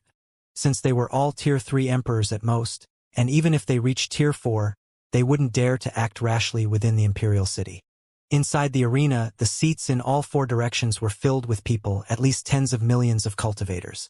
To watch such a life and death battle between emperors, the ticket cost was 10 godstones. Calculating this way, the arena earned 1 billion this time. Moreover, there was a rule in the arena. As long as one was willing to step onto the stage, Dao Lord would reward with 100,000 to 1 million godstones, while emperors could receive 1 million to 100 million godstones. However, this was only awarded if they won. Jian Wushuang was aware of this. If he won, with Jian Qijin's reputation, he could potentially receive a performance fee of tens of millions of godstones. Compared to this, the beast fight arena earned more. With each event earning 1 billion, after accounting for the venue and some labor costs, the royal family could pocket at least 800 million. The Tier 5 emperor who presided here was an elder of the ancestral temple, a senior within the clan, a formidable figure of the Xia Meng clan. Permanently stationed here, he would also take a portion from each godstone earned in every match. After all, being a Tier 5 emperor, if he ventured outside, he might accumulate even more godstones. However, there was no danger here, making it a decent job. Standing at the highest point, Jian Wushuang held a sword in one hand, leaping heavily onto the arena. His entrance elicited cheers from countless spectators. Some of them even shouted his name. Clearly, they had bet all their wealth on him. There were still many gamblers in the imperial city. In the beast fight arena, aside from voluntary participants, there were more slaves or captives from battlefields, forced to fight here. Winning 100 matches would grant them freedom, while losing meant their demise. The battles among these individuals were more brutal, but their strengths were generally weak. Most of those captured were Tao Lords or some lower-level earthly immortals. In a super dynasty like the Xianxia, the minimum threshold for conscription was usually an earthly immortal. A true army of cultivators would cover the skies and cover the earth. Not all of them would be emperors or Tao Lords. Many of them would be celestial immortals or earth immortals. The true army of cultivators, those covering the skies and earth, wasn't necessarily composed entirely of emperors and Tao Lords. Among them were more immortals and lower-level beings from the heaven and earth realms. These cultivators were just cannon fodder, either perishing on the battlefield or being captured in large numbers. After all, the decisive factor was the top-tier combat power. If the top collapsed, no matter how well the lower tiers fought, they would still lose. Given this, why spend so many godstones cultivating a vast army of cultivators? Why not just have the two ancestral ancestors fight each other? Bai Junwang calmly said, "It's not that simple. The competition at the bottom is about the flow of luck. If the bottom loses, then it's highly likely that the upper levels will lose as well under similar strength. The Emperor's spatial origin source stores the flow of luck. Most strong individuals have to follow this rule. Of course, your ultimate Tao doesn't need to abide by it, and you also have that unique Tao. I can see that there is not only no luck above you, but there is also an evil aura, a force contrary to luck." Hearing these words, Jian Wushuang's heart was filled with killing intent. Bai Junwang was the one most familiar with him. His origin source Tao was now known only to Bai Junwang. Even the divine spirits were unaware. Although they had sworn oaths that prevented the disclosure of each other's information, he couldn't trust the old guy completely. In case the old fellow was about to die one day and spilled his secrets, it wouldn't be good. Only the dead could keep their mouths shut. Perhaps Bai Junwang thought the same way. Though they were one entity, each harbored their own secrets. After appearing, Huangpu Xiongyi, holding a green stone staff in one hand, leaped down from above, looking at Jian Wushuang with a face full of killing intent. A majestic voice from above declared, "Begin!" The speaker was the Tier 5 Emperor. According to seniority, Xiamang Guanyu had to address him as Uncle, and even the current Emperor had to call him Imperial Uncle. With more fervent cheers, Huangpu Xiongyi attacked as soon as the word was given. As expected, it was just as Jian Wushuang had imagined. As soon as the opponent made a move, he could see something suspicious. The two fought, thunderous in sound but with small raindrops. It was a show for outsiders. However, Jian Wushuang found it amusing. There was a Tier 5 Emperor watching from above. Even though this Emperor wouldn't bother with such matters, as long as the two didn't fight, it would tarnish the reputation of the beast fight arena, and both would face death. Boom! Qi piercing the rainbow. This was Jian Qijin's signature skill, where the aura was like a rainbow, and the power was limitless. Who knows what Huangpu Xiongyi was thinking? Did he think a fake fight could end it? This sword strike was a sneak attack. Taking advantage of Huangpu Xiongyi's lack of reaction, he swiftly thrust his sword with a backward motion, aiming directly at the center of his opponent's forehead. This sword carried the essence of the ultimate Tao, surpassing Huangpu Xiongyi's expectations and inflicting severe injuries upon him. Stepping back, Huangpu Xiongyi touched his forehead with one hand, anger surging within, yet he dared not transmit his voice. This situation was different from the negotiations he had with Jian Qijin. But now that Jian Wushuang had taken over the body, who would care about such matters?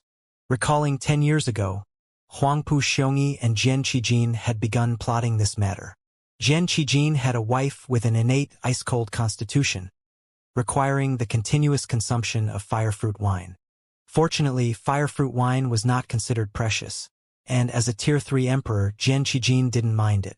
However, 1,000 years ago, Jian Qijin's wife underwent a sudden physical mutation, transforming from an ice-cold constitution into one of the ancient 10 great divine bodies, the boundless divine body. Whether it was an ice body or a fire body, once it became the boundless divine body, it would accelerate towards extreme changes. Previously, now her constitution was formidable. 1,000 years had already strengthened her constitution by 10,000 times. His wife used to be an ordinary Dao lord, but now she could rival an emperor. In theory, such a constitution would attract the attention of major sects, and they might recruit his wife. However, who would have thought that the icy power within his wife's body had already condensed into crystals, damaging her constitution? If allowed to develop further, her constitution would develop into the icy constitution. If she were to seek refuge in a major sect, it would be akin to becoming a marriage garment for someone else. A complete and special divine body. This is truly a great supplement. It can even be transplanted onto other cultivators. So Jian Qijin dared not expose it. This existence was in Jian Qijin's memory, so Jian Wushuang also knew about it. Originally thought Jian Qijin was just trying to make some money, finding some fire element treasures for his wife's treatment. Now, looking at Huangpu Xiongyi's expression, he's afraid he has misunderstood. Trying to set up a scheme in the beast fight arena is too difficult. If his guess is correct, it should be that Jian Qijin agreed to Huangpu Xiongyi, promising to lose to him voluntarily. However, Huangpu Xiongyi wanted to share some of the winnings with Jian Qijin's wife, thus extending her lifespan. The scene where these things were said at that time was probably very touching. And Huangpu Xiongyi really believed it. Now it seems that he was deceived. In fact, both of their speculations were inaccurate. Jian Qijin made preparations on both sides. If he desperately won, it would be great. If he lost, his wife's life could still be prolonged, and he would go below first to guide his wife. Despicable! Huangpu Xiongyi roared. He had long been worried that Jian Qijin would use underhanded tricks, so he came personally. He was much stronger than Jian Qijin, and naturally the odds were much lower. But if he found someone weaker than Jian Qijin might back out. Now, injured as he was, facing the frenzied Jian Qijin, it was really uncertain. However, Jian Wushuang's eyes flashed with a light. The divine sword stood at the center of his brows, and his eyes stared firmly at Huangpu Xiongyi. Now was the best opportunity. Jian Qijin's masterpiece, the simultaneous release of 10,000 swords. No wonder there were no pills or treasures in his treasure sack. He must have stored countless auras in his body long ago, but he didn't notice at the time due to the rapidness of the killing. Now he could help fulfill the others' dreams. Not only would he ensure Jian Qijin's victory in this life and death battle, but he would also take good care of his wife. 10,000 swords. On the arena, Jian Qijin's legs were slightly bent, firmly planted on the ground, while myriad sword shadows floated behind him. This sword represented the myriad swords in the world, and the momentum even intrigued Jian Wushuang. Initially unaware, he only realized the true value of this martial art when Jian Qijin unleashed it. It turned out to be quite impressive, at least allowing Jian Qijin's strength to reach its peak. He had underestimated it. Jian Wushuang's gaze sharpened, and he erupted in an instant. Among these myriad auras, the power of all things was mixed in. In his battle against the Tier 3 Emperor, he needed the power of all things to kill his opponent. The combination of myriad sword chi and the power of all things unleashed a terrifying combat power far beyond Jian Wushuang's expectations. Even Huangpu Xiongyi was startled by this momentum and immediately used his own supreme technique. His figure transformed into myriad images, intending to rely on his divine body to break through the myriad auras. However, the power of all things within it made even a Tier 4 Emperor cautious, not to mention a Tier 3 Emperor. Boom! Boom! Boom! 3 bursts of energy caused a sensation among billions of onlookers. Huangpu Xiongyi, towering high, was pierced by the myriad swords, collapsing to the ground and unable to rise. He never expected Jian Qijin to be this strong. The Tier 5 Emperor overlooking below also revealed a surprised expression. He never thought he had miscalculated. Jian Qijin's strength turned out to be so formidable. He didn't know, but in reality his initial prediction was correct. It was just that the sword chi, when about to manifest during preparation, condensed into that mass of energy, making his strength so formidable. However, the bigger reason was the power of all things that Jian Wushuang infused. That was the true terror. As long as it originated from the myriad beings of this world, he could assimilate it. Even special life forms were no exception. Unless you were not born of this world, nor transformed from the myriad things in the starry sky, you could not be ignored. When Huangpu Xiongyi fell, being of the divine body school, leaving behind a corpse was considered quite good. At this moment, thunderous sounds echoed in the sky. The Tier 5 Emperor personally took the stage, floating above the arena. In an instant, the countless spectators fell silent. After saying this, he disappeared from the arena. Those who had been suppressing Jian Qijin then erupted in a clamor that reverberated through the entire venue. Jian Qijin, Jian Qijin, Jian Qijin, or Jian Qijin, Jian Qijin, Jian Qijin, Jian Qijin, Jian Qijin, Jian Qijin. At this moment, Jian Qijin was the protagonist here. Jian Wushuang waved the divine sword in his hand and then descended from the arena. In the VIP room, the same shouting for another person. Xia Mang Guanyu, cousin, you have to treat Firefox Palace today. We need to have a good feast on you. Xia Mang Guanyu took the treasure sack. That pace and handed over, waved his arm, and loudly exclaimed, "Let's go!" A group of idle young nobles followed Jian Wushuang, leaving the VIP room. Other than these people, many others had bet on Jian Qijin and made some small fortunes. However, these earnings were not enough to afford the Foxfire Palace. Nevertheless, the lower-end brothels were likely to be packed today. Watching the crowd exchanging godstones, Jian Qijin left the beast fight arena through a side entrance. In a secluded street, Jian Qijin handed a mustard seed containing over 30 million godstones to Xia Mang Guanyu. Subsequently, the two exchanged identities. Xia Mang Guanyu became the main body, while Jian Qijin became a clone. Even Bai Junwang coveted the limitless divine body. He wouldn't let it slip through his fingers. The main body, Xia Mang Guanyu, led a group of people to the Foxfire Palace to relax, while the clone, Jian Qijin, headed to where his wife was hiding. After all, being a limitless divine body, if this physique were discovered, some old fellows might devour him alive. In the southern city, a place teeming with all sorts of individuals, various strong individuals were present, and there were even some wanted criminals. Jian Qijin sat on a common flying mount and arrived at a green courtyard. There was a simple array outside, obscuring the scene inside. With a flick of his finger, the array rippled, revealing a door. Jian Wushuang pushed the door open and entered, finding the scene inside identical to his memories. The entire courtyard was filled with lush green vegetation. Moreover, there was a blazing sun in the courtyard, emitting intense heat that ordinary people couldn't endure. As soon as he entered the courtyard, he saw his wife from his memories. Slightly different from the memories, the aura around Jian Qijin's wife was chilling, like an ice beauty. This innate aura made the woman in front of him even more charming, more alluring than the Fox Clan girls. She had an exquisite figure, and her eyes were also blue, very beautiful. "You're back."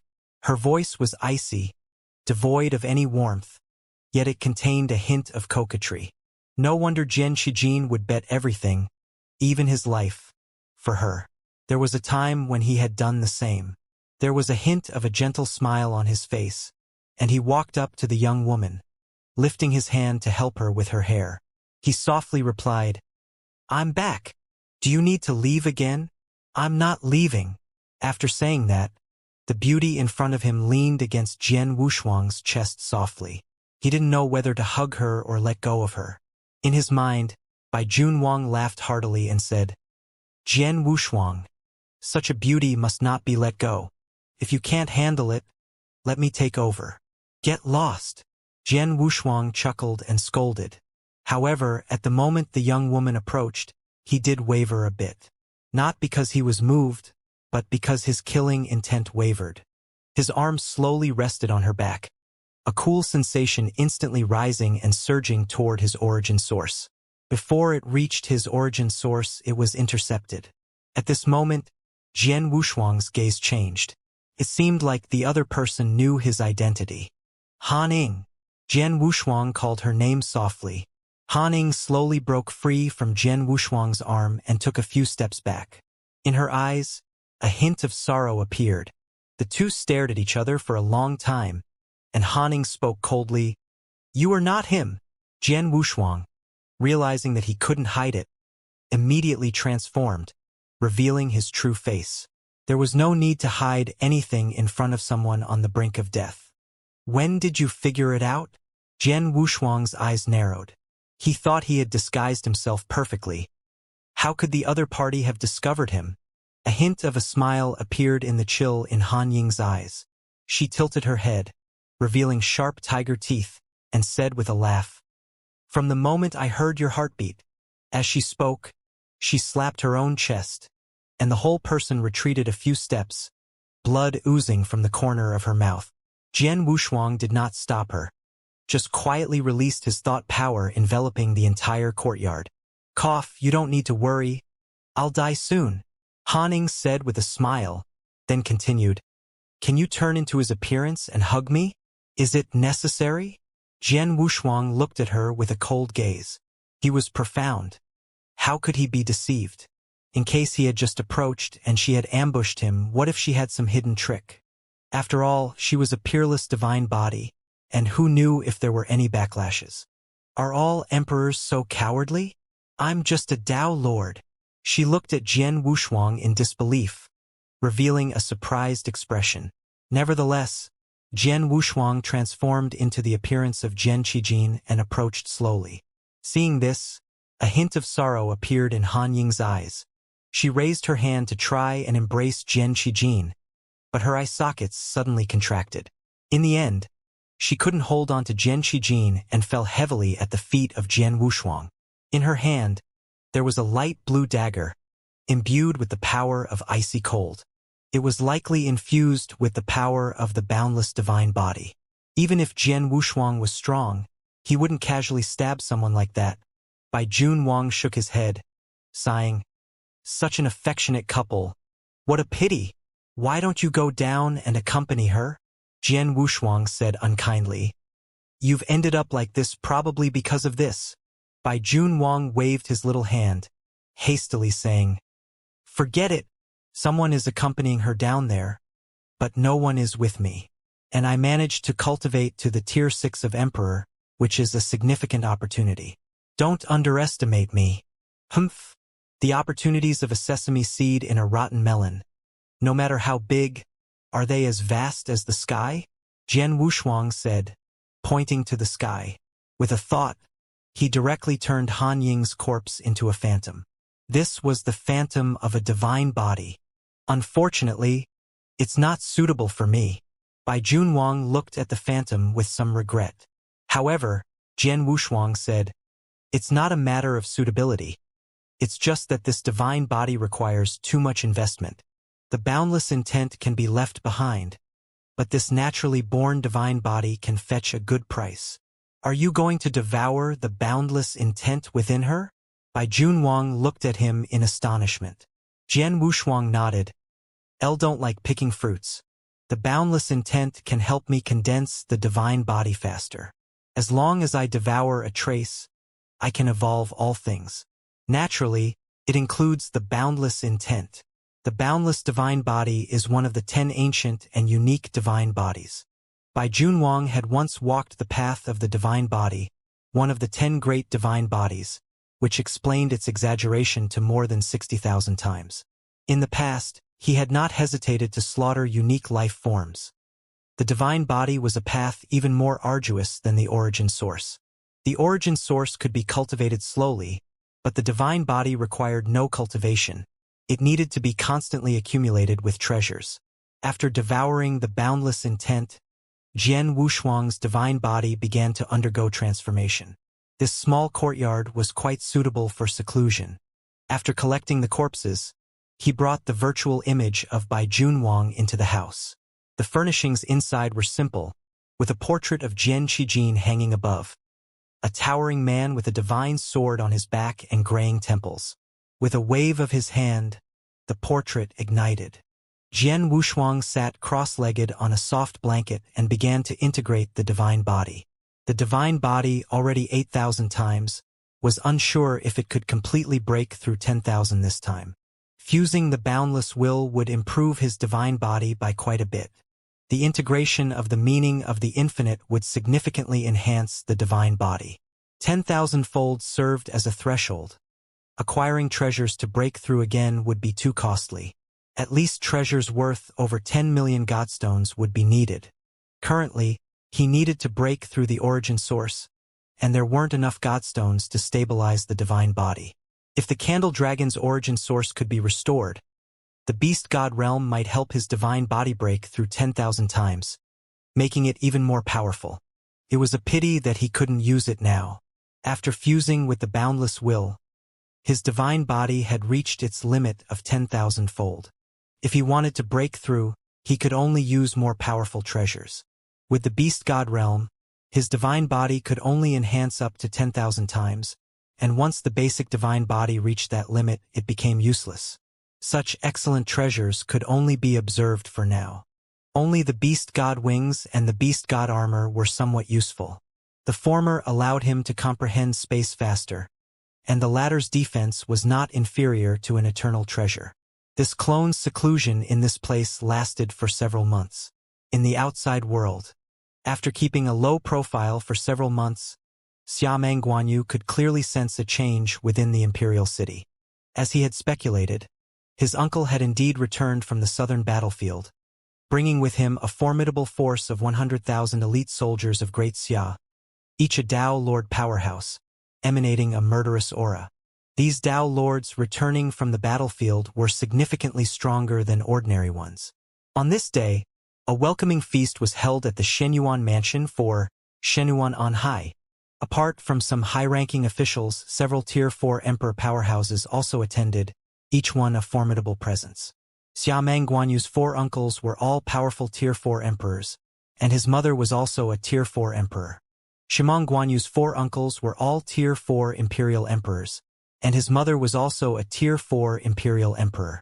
In this generation of the Shenyuan family, 5 Tier 4 emperors emerged among the descendants, surpassing the achievements of the previous generation. In Shenyuan Dapan's generation, he alone reached the Tier 5 emperor, while one of his brothers became a Tier 4 emperor, while others did not achieve much, some not even reaching the level of emperor. Looking further up, the ancestors were also Tier 4 emperor. Starting with Shenyuan Dapan, the family achieved the status of a prominent clan in Great Xia. Especially in the direct line of Shenyuan Dapan, the 5 Tier 4 emperors possessed tremendous potential, formidable strength, and with the inclusion of Shen Yuan Anshui who entered the palace, they held high positions. Not only did Shen Yuan Anshui control the military on the battlefield, but he also held a prominent position in the court. Xiameng Guanyu walked into the grand hall, holding her mother's arm, and found it already filled with people. Following the usual family banquet protocol, Shen Yuan Anshui wouldn't have taken the main seat. However, today he came by the decree of the emperor, naturally occupying the central position. Third brother, please take your seat quickly. Princess Anshui interrupted as people were about to bow. Jian Wushuang sat in a nearby position, accompanied by several younger cousins. Such banquets were superficial in nature. After an hour, the various guests dispersed, and members of the Shen Yuan family entered the secret chamber in the backyard. Those qualified to be here included the local Shen Yuan 5 tigers, the family patriarch Shen Yuan Dapan, and several intimidating senior ancestors. A total of 10 Tier 4 emperors, 1 Tier 5 emperor, and a strand of hair from Jian Wushuang. With Anshui here this time, the opportunity for the rise of our Shen Yuan family is right before us. I'll be straightforward. Shen Yuan Dapan surveyed the room with a solemn gaze. In his view, the status of the Shen Yuan family was not yet secure. Despite having Anshui as a prominent consort in the imperial harem, she was not the empress, and her power was insufficient. His sons were all outstanding, which pleased him. Each of them held significant power. However, strength was the key. What he needed was an heir to inherit his fifth-order emperor status. Once he fell, everything before their eyes would be fleeting. Father, Will you also participate in the external warfare this time? Marquis on High asked with some concern. As soon as he returned, he heard about the matters of the Mo Luo kingdom. The border was like a battlefield now, and there were great battles every day. He had just returned and heard about the situation in the Mo Luo nation. The border now resembled a battleground, witnessing daily large-scale conflicts. Before his return, General Gudong, one of the 3 great generals of the empire, had already led 1 million troops to the Mo Luo border. The war had escalated to an irreparable point. Now, it seems that the Shenyuan family has been chosen. Over the years, they have been too high profile, so being chosen is normal.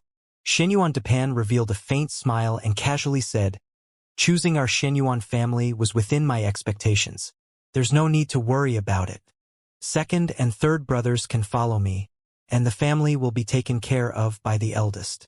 Also, fourth brother is in seclusion, so don't disturb him unless necessary." Fourth brother is in seclusion again. Does that mean? On High showed surprise. At this moment, the seated ancestors spoke with hoarse voices. Being able to send 2 is already giving face to that person. The prosperity of our Shenyuan family should not be interrupted in this generation. When the ancestors spoke, even Shenyuan Depan, the current family head, respectfully listened. On the day of departure, come here to pay respects to the ancestors. Have a heartfelt conversation with your family. We, the old folks, will leave first. As soon as the words of the ancestors fell, they disappeared from the place. After the ancestors left, in the secret chamber, there remained Shenyuan Depan, his third brother, and his 5 children. A sense of desolation filled the air, and Shenyuan Depan finally revealed a trace of coldness on his face. Remember, all your achievements today are inseparable from the family. This time, I'm afraid it's for the sake of the ancestors. Speaking up to hear, Shenyuan Depan couldn't help but bow his head, tears swirling in his eyes. Back when he was weak, the ancestors took care of him meticulously. At that time, the Shenyuan family was just a small clan. When he caused trouble outside, either his third brother helped him, or the ancestors covered for him. Now, the ancestors are going to the battlefield for the sake of the younger generation, aiming not only to strike the Mo Luo kingdom but also to weaken the power of the nobility. A secret letter was sent to the palace yesterday, stating that the Shenyuan family would need to mobilize at least 5 direct emperors, and whether Shenyuan Depan would participate was optional. Yesterday, the palace sent out a secret letter saying that the Shenyuan family would send at least 5 direct imperial emperors. It didn't matter if Shenyuan Depan went up or not. If he didn't go, none of the 5 would return.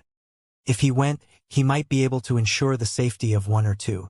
As the towering figure of the Shenyuan family, he had no choice but to bravely face it this time. Upon hearing this, Shenyuan Anshue's eyes showed anger. The imperial family was known for its ruthlessness. These were her family members. Her brothers had risked their lives for the prosperity of the Great Xia Empire. And now they were being discarded just like that.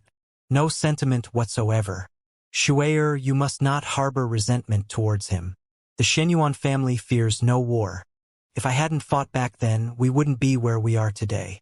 Trust me, I will bring them back safely. Shenyuan Depan spoke with great confidence. His identity was not simple. He was also a member of the Kuei organization. This time, attacking the Mo Luo was a direct order from above, emphasizing the necessity of war against the Mo Luo. As a second-ranking elder, he was considered a core member, but even he didn't fully understand the Kuei organization. The organization's secrets were known to few, and even Bai Junwang, who was quite knowledgeable, was aware of very little. Perhaps only the divine spirit knew. Afterwards, they began discussing the upcoming war with the Mo Luo kingdom. On the border, there were 4 massive cities, each accompanied by countless military camps. The Shenyuan family planned to go to the 4th city, the most intense battlefield, where the war had just begun, and the death toll was high. Rumors had it that hundreds of emperors had already fallen. Jian Wushuang was on the verge of falling asleep. The discussion held little interest for him. He contemplated autonomously destroying a strand of his hair when unexpectedly, Shenyuan Depan brought up his name, or more precisely mentioned Xiameng Guanyu. Shuai, have you come to my room later? There are matters I need to discuss with him. Shenyuan Anshui was somewhat surprised by his father's decision to seek Xiameng Guanyu. This lad is suspicious, possibly having already joined the Cuff organization in secret, and his status may not be low, Shenyuan Depan said, his expression tinged with doubt. Upon hearing this, Shenyuan Anshui's heart sank, quickly adding, "How could you do that?" Simultaneously, within the imperial capital, it was as if a dark shadow loomed over. A flock of crows scattered and landed in various mansions. Many mansions, like the Shenyuan family, were engaged in discussions within secret chambers. However, among them, many mentioned the Kuei organization, at least half of them. If these people were aware that half of the traitors resided in the current imperial city, one could only wonder about their thoughts. Jian Wushuang, however, remained leisurely. The Kuei organization couldn't grasp him, but it was different for these people. Whether they were greedy, brainwashed, or had their weaknesses exploited by the Kuei organization. This time, eavesdropping on the Shenyuan family's conversation, he wasn't just seeking to uncover some secrets, but was interested in something else. Soon, Shenyuan Depan began discussing the upcoming auction. The campaign against the Mo Luo would probably follow the auction. This auction was crucial, and the Shenyuan family naturally had to make some purchases. "Father, I've prepared 1 trillion godstones, ready to be mobilized at any time." Shenyuan Anshui turned his hand and took out a mustard seed. Handing it to his father, Shenyuan Depan. For these major families, 1 trillion godstones was already the limit. Considering their usual expenses, being able to save so much was quite impressive. This was also the most welcome news for Jian Wushuang. "How much is left in the treasury?" Shenyuan Depan asked after taking the ledger. "About 1 billion. Enough to sustain the family for several years." Swish. Shenyuan Depan took out his own ledger. "I have several billion here. Let's add it to the family treasury. The operation of a large family requires godstones in the range of billions. Having 1 billion is too restrictive." As the eldest son, Shenyuan Anqing had been managing the entire family. His father, a Tier 5 emperor, couldn't bother with trivial matters. "Father, you?" Shenyuan Anqing was somewhat moved to see his father taking out his personal wealth. Bearing the burden of the entire family alone was too exhausting. He wanted to share the load but could only handle some internal matters. Shenyuan Depan showed a faint smile and comforted him. "My treasures are sufficient. This time, I'll mainly get some decent treasures for the second and third sons and prepare some auxiliary treasures for the fourth son." Indeed, his treasures were eternal treasures, not commonly found in auction houses, and their prices were frighteningly high. He acquired them from the Kuei organization. The conversation quickly came to an end. Jian Wushuang, transformed into a strand of hair, gently adhered to the elder Shenyuan Anqing with the breeze. A fourth-tier emperor with several billion godstones was undoubtedly tempting for Jian Wushuang. After the crowd dispersed, Shenyuan Anshui indeed went to Shenyuan Depan's room. "Knock! Knock!" Jian Wushuang lightly knocked on the door, and a gentle voice from inside said, "Come in!" Walking into the room, Shenyuan Depan sat in the main seat of the guest hall, sipping tea alone. Next to him, he had prepared a cup for Jian Wushuang. "Grandfather," Xiameng Guanyu greeted affectionately. Then, naturally, she sat down beside him. Did you enjoy your time at the Firefox Palace that day?" Shenyuan Depan went straight to the point. Jian Wushuang could only play dumb. "Yes, it was good. I won a lot at the Beast Fight Arena that day and spent quite a bit of godstones while playing with Jingxian and the others." "Humph, you rascal." Shenyuan Depan revealed a hint of a smile. Since the younger generation was unwilling to share, he knew the etiquette was not to pry. However, there were still a few reminders that had to be given, and Jian Wushuang absorbed them all. Shenyuan Depan looked at Jian Wushuang with great satisfaction. He had always felt that his grandsons didn't resemble him, but instead, it was this grandson who displayed his youthful vigor. Moreover, Xiameng Guanyu was good at concealing things, and this time he thoroughly understood his grandson. Although the two seemed to be silent, they actually exchanged quite a bit of useful information. At least now, they both knew that they were members of the Kuei organization. Towards the end of their conversation, Xianyuan Depan said, "Little guy, remember, you have people behind you. Don't put too much pressure on yourself for certain things. That's an abyss that can't be filled." This statement was clearly a reminder to Jian Wushuang not to fall into the Kuei organization's trap. As a prince of Great Xia, he wouldn't lack resources, and there was no need to take unnecessary risks. Jian Wushuang, upon reaching this point in the conversation, immediately stood up and approached Xianyuan Depan. He performed a grand salute and respectfully said, "Grandson pays respects to grandfather," recalling grandfather's words. "You child, we're all family here. Get up quickly." Xianyuan Depan revealed a smile and spoke gently. However, Jian Wushuang remained kneeling and whispered, "Grandfather, please help your grandson.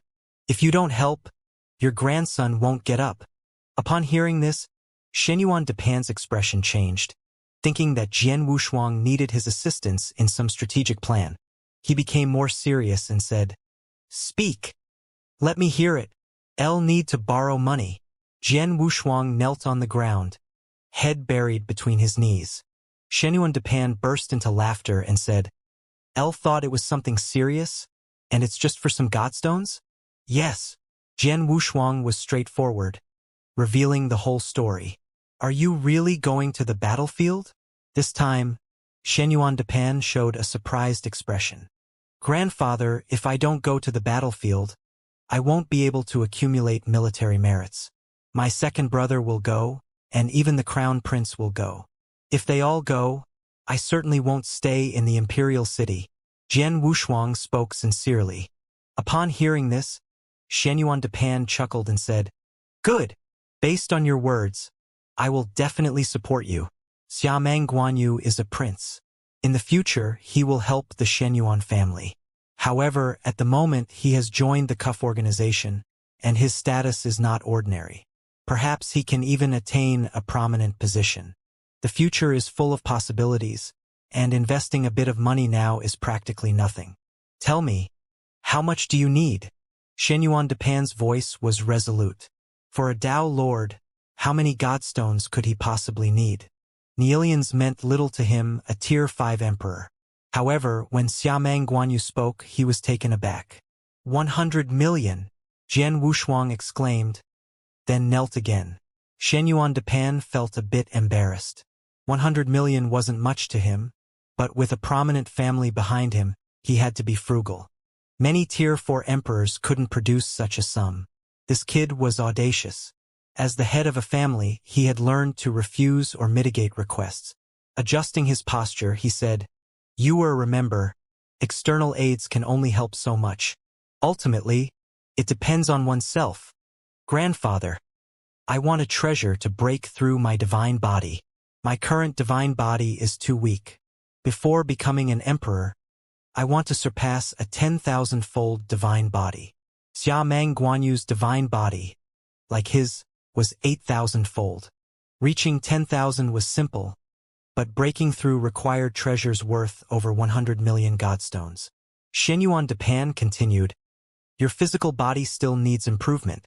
Don't chase the power of the divine body too eagerly, lest it puts too much pressure on your physical form." "Grandfather, look!" Xiamang Guanyu waved his hand, and his body self-destructed, then rapidly regenerated. This represented the limit of a top-tier physical body. Xianyuan Depan didn't expect his grandson to achieve a perfected physical body unconsciously, and it was of top quality. He felt a hint of emotion. Perhaps this grandson could ascend to a high position in the future. However, 100 million was a hefty sum. Despite his reluctance, he eventually agreed. Jian Wushuang took the mustard seed. His heart stirred. Today, when he visited the Xianyuan family, he first borrowed from several cousins, ranging from tens of thousands to 100,000. Even his eldest uncle, who was the stingiest, gave 2 million after much persuasion. The other uncles were more generous, giving 5 million. He knew the real fortune lay with Xianyuan Depan. Mostly, it was because he revealed the purpose of this campaign and some crucial reasons that impressed Xianxia, prompting him to actually give 100 million. The day is growing late, and my mother is still waiting for me. Grandson will take his leave. After another bow, Xianxia slowly retreated outside the door. Xianxuan's eyes flashed with insight and he nodded. Today's expenditure of 1 billion godstones didn't seem too wasteful. At least Jian Wushuang had roughly explained the situation within the Mo kingdom to him. The discussion even touched on some matters related to the Kuei organization, implying that these pieces of information were worth 100 million. Some of them were unknown to Xianxuan. For instance, the crown prince of the Mo kingdom was not associated with the Kuei organization and could be killed at will. It was even hinted that the act would be considered righteous. As long as the head of the crown prince was severed, a substantial reward awaited, ensuring the family would avoid a calamity. They also took note of the Neo-Luo kingdom's second prince. If there was an opportunity, he was genuinely prepared to take action and behead him. Since he wasn't affiliated with the Kuei organization, killing him would be acceptable. Exiting the room, Jian Wushuang couldn't help but chuckle inwardly. The woman waiting outside the door was like a fat lamb waiting to be slaughtered. It would be a shame not to take advantage of her. On the way back, in the midst of the hurried flight, Jian Wushuang was tempted to give her a salute. She was all about the money, from major state affairs to trivial matters. It seemed she was well versed in everything, appearing to be a qualified leader. This pleased Xianxuan greatly. It seemed like her son was changing, and his strength had increased significantly. He was now on par with an emperor. Breaking through to Tier 3 in the future wouldn't be a problem. He was no weaker than the crown prince and could even catch up to the second prince. Most importantly, Xianxuan's secrets were well hidden. Even she had only recently learned of them. In the future, his achievements would not be inferior to the second prince. In the imperial harem, besides competing based on background and strength, the competition revolved more around their sons. Now, her son was not as bad as others claimed. Her heart power found solace.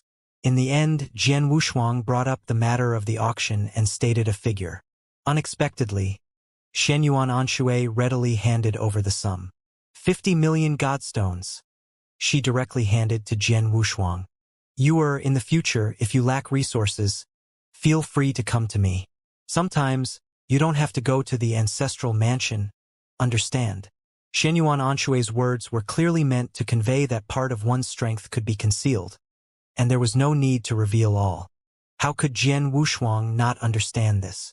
He quickly nodded and said sincerely, "Mother, you can rest assured. I won't be like my second brother." Good. Xianxuan's eyes formed a crescent moon shape as she smiled. The reason she possessed so many godstones was entirely due to the arena. The royal family controlled the arena, and the Tier 5 emperor, every year, would hand over a large sum of godstones from the arena to her.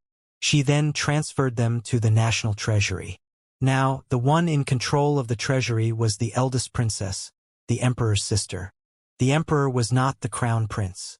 When the ancestor abdicated, he directly chose the current emperor, Xiamang Junlin within the ancestral mansion.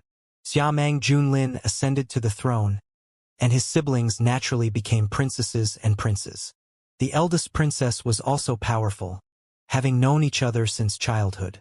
Her contribution played a role in her becoming a consort. So, in the transfer of godstones, she would always leave a portion behind every time. This number was within the range of 100 million, impossible to trace. Additionally, as the eldest princess managed the national treasury, she tacitly approved of this practice. The rapid expansion of the Xianxuan family was partly due to her bringing in a significant number of godstones over the years. Xianxuan had no recollection of this whatsoever. If she were to find out, Jian Wushuang would have to cough up at least 300 to 500 million. 50 million was just too little. Upon second thought, he began to consider the matter of the auction house. He learned about some treasures from Bai Junwang, swiftly compiled a list, and presented it. "Mother, aren't you going to the auction house? Your son obtained this from some channels," he said and handed it over. Upon seeing it, Shenyuan Anshue's expression turned astonished. The treasures listed here left her in awe. Elemental Sun Divine Water, starting at 5 billion godstones. Ancient Dragon's Fang, starting at 1 billion godstones. Eternal Treasure, Haoyan Divine Hammer, starting at 500 million. The treasures listed above were all valued at over 100 million. Affordable only for a Tier 5 emperor or some powerful Tier 4 emperors with significant backgrounds like Shenyuan Anshue. She likely had a considerable amount of godstones, more than ordinary Tier 5 emperors. What is this list? Shenyuan Anshue looked at Xia Mangguanyu. Jian Wushuang patted his chest and assured, "Mother, this list must not be leaked. The items on it are absolutely genuine." Saying so, he pulled out another list and handed it to Shenyuan Anshue.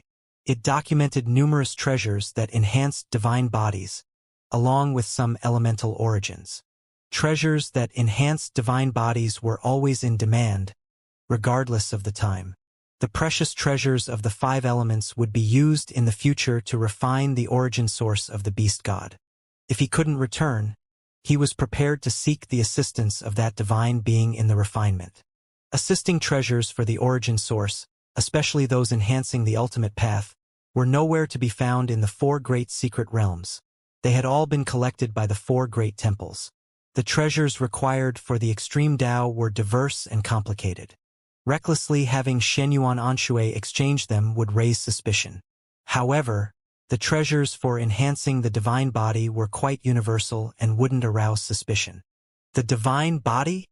Shenyuan Anshue glanced at them, nodded and said, "Before merging with the Tao, the divine body indeed needs a 10,000-fold increase. Isn't there anything needed for the origin source? Mother, your son is not useless. I have already reached the perfection level in the origin source. Look." He revealed a strand of his origin source. In reality, Xia Mangguanyu's origin source still had a long way to go. The current one was formed by him transforming the origin sources of myriad beings. It wasn't that he didn't dare to ask for it. He feared raising suspicions. Many treasures were needed for merging with the Tao, but none were suitable. Moreover, he wouldn't stay in Great Xia for long. He was still far from merging with the Tao. It would take hundreds of thousands or millions of years before he dared to consider merging with the Tao. To achieve a perfect fusion, he needed to cultivate the 9th level of the ultimate sword Tao and completely integrate with the spatial origin source. Without the existence of the extreme Tao, it wouldn't be too difficult. With his current vision and strength, success was practically assured. However, the extreme Tao was too extraordinary, even more so than the initial cultivation. Sometimes, Jian Wushuang wondered if the extreme Tao wasn't extraordinary but inherently divine. Other great paths, whether second grade or ultimate Tao, fused into the spatial origin source. However, the extreme Tao had to evolve into the spatial origin source itself. The path of myriad Tao also evolved the spatial origin source, but each Tao was weak. Only after reaching perfection could they rival the ultimate Tao. But if the extreme Tao truly evolved into the spatial origin source, then the entire myriad Taos would become ultimate Tao within the spatial origin source, creating the extreme Tao when combined. This was like an upgraded version of a myriad Tao cultivator. His path to merging with the Tao was still long. At the very least, he would perfect the ultimate Tao before merging with the Tao too early. Moreover, the extreme Tao had yet to reach the 7th level. It had been unable to achieve perfection all this time. The extreme Tao also had 9 levels. After breaking through the 7th level, the difficulty of the next 2 levels, while still challenging, was decreasing rapidly. After sending his mother back to the palace, Xia Mangguanyu held the mustard seed in his hand. Inside it were more than 200 million godstones. For a Tier 4 peak existence, this was probably their entire fortune. However, now that Jian Wushuang had seen those influential figures, he didn't think so. If it were a wandering cultivator, the wealth of a Tier 4 emperor might be limited to this extent.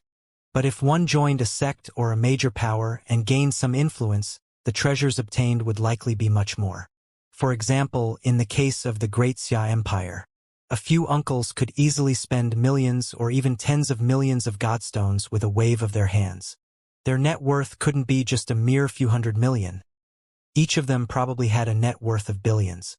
Xianyuan Depan even directly brought out 100 million when Jian Wushuang asked for it. His net worth was likely in the tens of billions. And this was just to maintain the entire family. The annual expenses for each family were astronomical. Just supporting retainers and private troops incurred costs that Jian Wushuang couldn't fathom.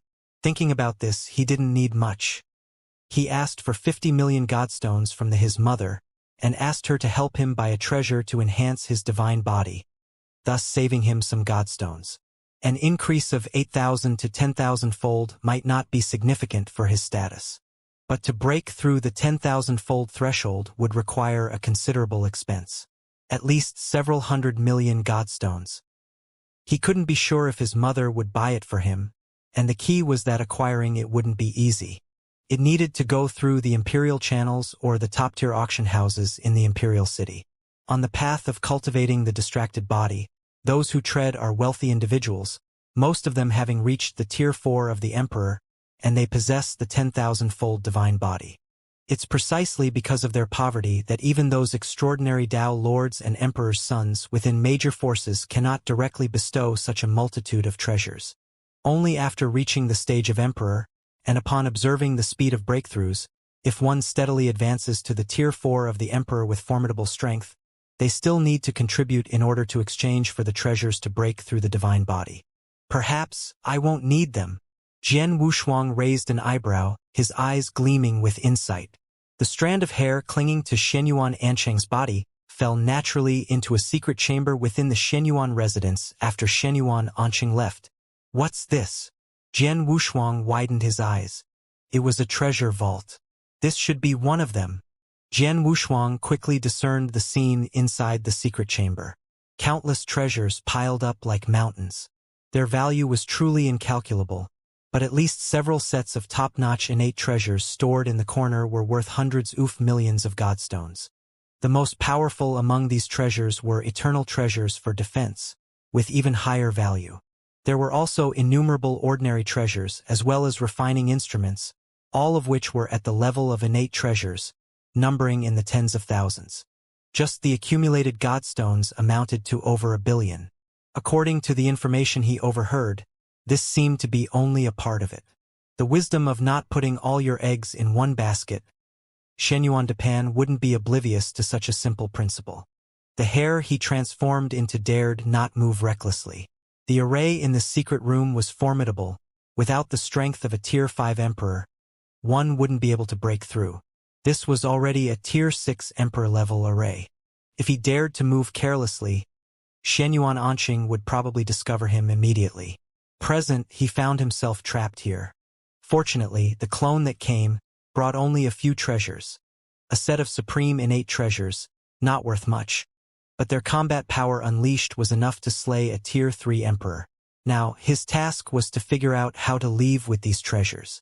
In this array, there was a thread of light every inch, and if he touched the light, this clone of his would instantly perish. No room for carelessness. Judging by the layout of this secret room and the corresponding treasures, it seemed to be responsible for the expenses within the mansion. Many of the treasures inside were not for emperors. There were plenty of low-grade treasures needed by Yen Immortals and Grand Yen Immortals, and they should be regularly activated.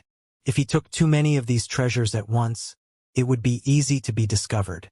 There were also godstones, and those were in significant quantities.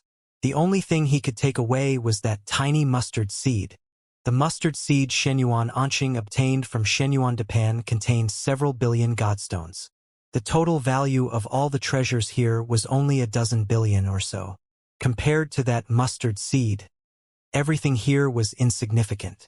However, he was separated from that seed by dozens of beams of light. Entering the secret chamber, the array was in a closed state. He considered himself lucky. When the array activated, the fine thread of magic narrowly avoided the light. If luck had not been on his side, he might have perished on the spot. Transform! In an instant, the strand of hair transformed into dust, hovering half an inch above the ground. Wait for someone to arrive. When others came, the array would inevitably deactivate.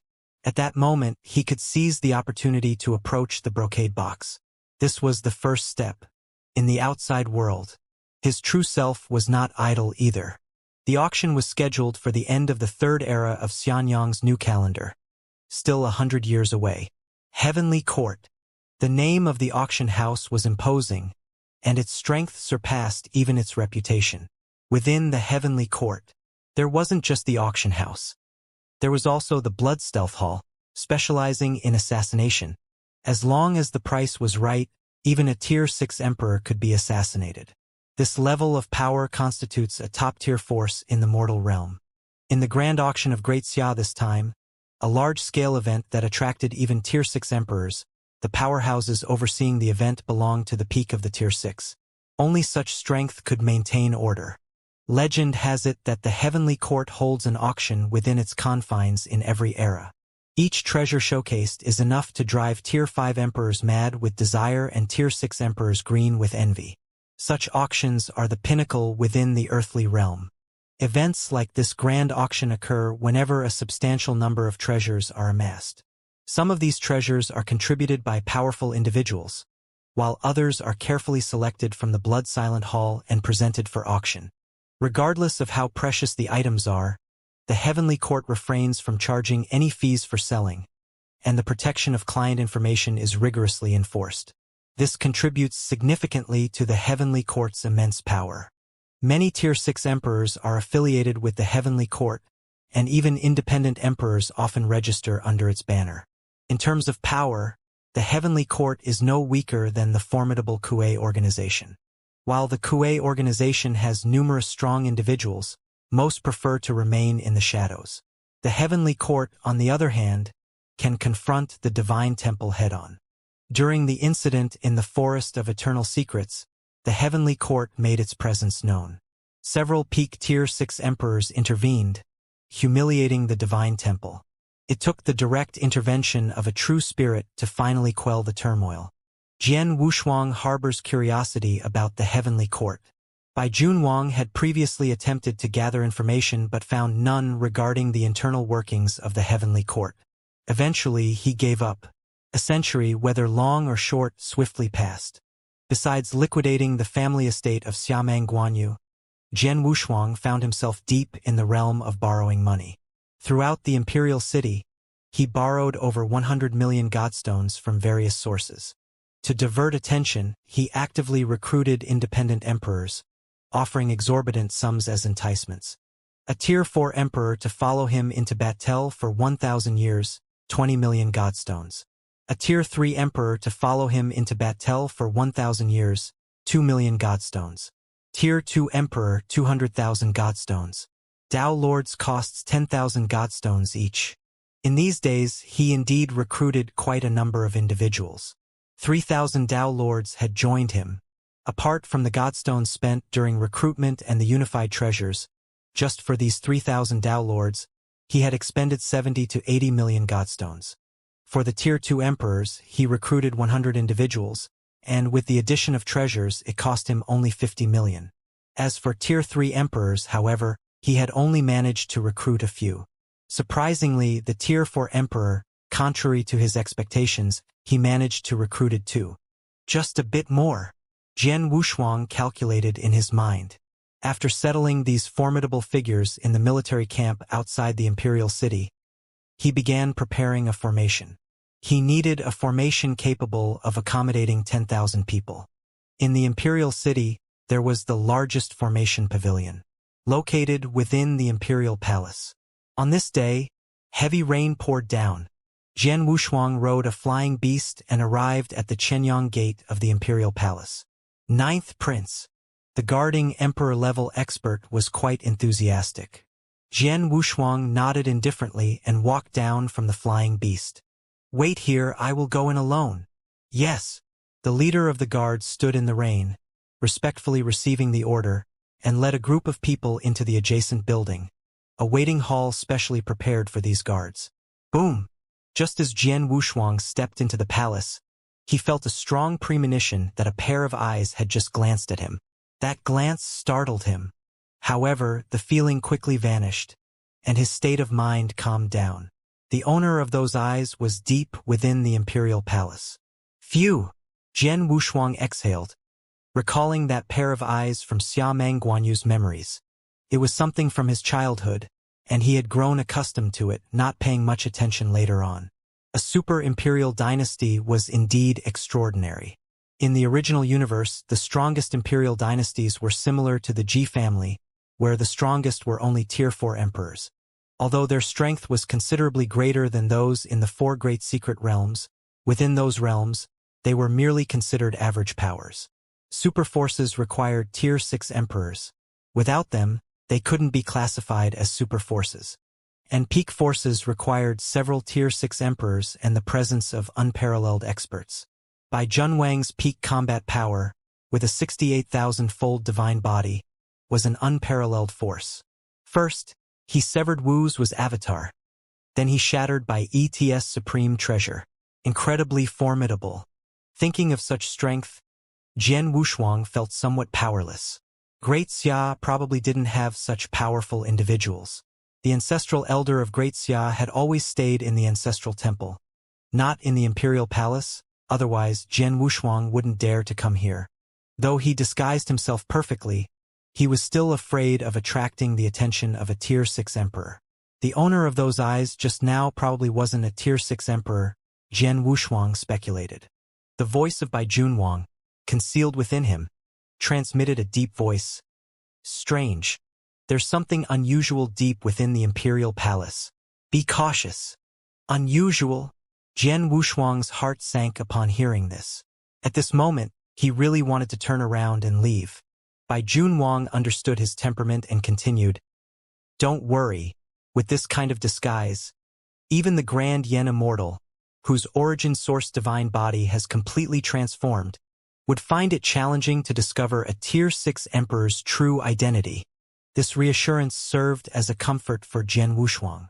Indeed, his disguise could be considered top-notch among his peers. His supreme physique, through the 10 refinements, had undergone a transformation along with his origin source divine body. Not only was his physical body indestructible, but both his divine body and origin source were also imperishable, although not ruling out the possibility of being extinguished by a formidable adversary. Adjusting his aura slightly, Jian Wushuang, disguised as Xia Guanyu, entered the imperial harem. Being the 9th prince, even with a somewhat special background, gaining an audience with the imperial emperor was no easy feat. Most of his visits to the palace were to see his mother. As soon as he entered the imperial harem, a eunuch came forward to guide him, leading him to the courtyard where Xianxia Anshui resided. Mother and son talked for a long time, and eventually Jian Wushuang casually mentioned his plans regarding the grand formation. However, he forgot to consider one crucial point. Most mothers would not willingly let their sons go to the battlefield. He had initially thought Jian Wushuang was merely going to the battlefield to earn some military merits and receive a personal reward of gold. She never expected her naive son to be serious about it. Forming a battle array and dueling with an emperor? That was going too far. Even the crown prince wouldn't go to such extremes. Realizing the unfavorable trend, Jian Wushuang resorted to coaxing and deceit, managing to scrape through. He was afraid that Yuan Anshui, to prevent him from forming the battle array, would not only withhold the array formation but also refrain from buying the treasures to enhance his divine body. That would be a significant loss. Remember, as your mother, you are my only son. When you go to the battlefield, it's a matter for the Xiamang family, but here you are my son. Jian Wushuang knelt directly on the ground, respectfully bowing his head. Son remembers mother's words. Yes. Xianxia Anshui's eyes shimmered with tears. After completing all this, he rose and talked for another hour, accompanying Xianxia Anshui, symbolized by a pot of tea and some flowers and fruits, before taking his leave. Outside the palace, not far away was the residence of the crown prince in the East Palace. Looking at the eunuch guiding him, Jian Wushuang turned his hand and took out 1,000 godstones from his mustard seed bag, handing them over. Thank you. The eunuch in blue floral pattern bowed and spoke. No trouble at all. Serving 9th prince is the servant's blessing. Jian Wushuang appeared indifferent on the surface but sneered inwardly. A Yen immortal doing odd jobs as a eunuch in the palace. What a waste of his Tao. Jian Wushuang never had a good attitude towards those who didn't value the great Tao within themselves. However, in the palace he couldn't show it. There were a few powerful eunuchs in the palace, the left and right arms of the emperor. If he showed true feelings towards these eunuchs, he might not have a good end. As he walked out of the imperial palace with the eunuch, he encountered the crown prince and two acquaintances by his side. Wuliang Buddha, Hu Qing. This time, without waiting for the crown prince to speak, he preemptively greeted, "Greetings, crown prince, royal teacher. We are all family. There's no need for formalities at home." The crown prince, Xian Yuan Guanjuan, spoke with elegance and composure. Wushuang, perhaps due to his rapidly increasing strength or the crown prince's dislike for the ninth prince, stood to the side, lifting his proud head and not bothering to glance at him. On the other hand, Hu Qing, as usual, had a gentle and kind expression when seeing anyone. Upon getting closer, Jian Wushuang noticed a little girl behind Hu Qing. Inside the palace, he dared not recklessly explore with his thought power. Besides, the little girl was just an ordinary mortal, not much different from ants. "The crown prince has spoken. This is the imperial palace, and I dare not forget the rules. I have other matters to attend to, so I will take my leave." Xiameng Guanyu left these words and hastily departed. This left the crown prince somewhat puzzled, secretly pondering that Jian Wushuang might have fallen into some trouble, explaining his cold attitude. Their usual relationship was ordinary. There was no reason for such estrangement. After Xiameng Guanyu left, Zhang Shang, who was hiding behind Hu Qing, cautiously peeked out. In these years, she had grown quite a bit, blossoming into a somewhat reserved young woman. "What's wrong?" Hu Qing looked down at Zhang Shang, noticing a hint of fear in her eyes. Zhang Shang shook her head, her eyes teary and sorrowful. "I sensed my brother's aura on his highness just now." As these words were uttered, Hu Qing's expression changed. The bloody sacrifice from over a decade ago replayed in his mind. The Wuliang Buddha was fine, unaffected by it. The crown prince, upon hearing this, already aware of Zhang Shang's ordeal and knowing Hu Qing's deep-seated resentment, said with a strange tone, "My ninth brother did go astray before, but he returned to the imperial city over a decade ago after completing his trial and has changed quite a bit. I hope he can walk the right path." "Virtuous." Hu Qing clasped his hands together. "Good." Hui Qing put her palms together. On the other side, Jian Wushuang remained oblivious to this, leaving the imperial palace and returning to the mansion with his entourage. Emperor-level formations were extremely rare, and now that Xian Yuan Anxue wasn't assisting him, he had to rely on himself. The cost of an emperor-level formation ranged in the hundreds of millions of godstones. At the moment, he had less than 200 million godstones on him, and he still needed to recruit more people. It was evidently a bit tight for him. At this point, Bai Junwang spoke slowly, "Jian Wushuang, I just inquired with the people at the Heavenly Court auction house. There are 3 or 4 emperor-level formations, and the only one with a lower starting bid is the Luo Ho Battle Formation, starting at 300 million godstones." Luo Ho Formation. Jian Wushuang shook his head. He had considered buying an emperor-level battle formation. Apart from whether he had the funds for the auction, even the weakest one required over 100 emperor-level experts. He didn't have enough. Currently, there were no more than 50 of them. He was still short of 100. Moreover, the weakened version of the emperor-level formation required 10,000 Dao Lords. The Luo Ho formation, at its core, required at least 9 Tier 4 emperors, 36 Tier 3 emperors, and 72 Tier 2 emperors. Recruiting Tier 2 and 3 emperors was relatively easy, but for Tier 4 emperors he had only recently recruited 2, and there was still a significant gap. Just as he was worrying, good news came from his 2 avatars. The fusion of the boundless divine body was successful. The avatar located in Jian Qijin's home was summoned by him. Breaking through the divine body became much easier after the successful fusion, a considerable gain. If calculated carefully, from the 8,000-fold divine body to the 20,000-fold divine body, The treasures he saved were enough for a grand yen immortal to break through to a 10,000-fold divine body. This was a significant harvest. After merging with the boundless divine body, there was no need to keep the infinite ice corpse. In the fiery gaze of Bai Junwang, Jian Wushuang hung the corpse at the heavenly court auction house. This time, he didn't disguise his identity. Instead, he entered the heavenly court auction house in a very high-profile manner. According to the judgment of the heavenly court strong, the starting price for this bunless ice corpse was 500 million godstones. It was beyond Jian Wushuang's expectations. He had thought that it would be sold for 300 million at most, but he did not expect the starting price to be 500 million.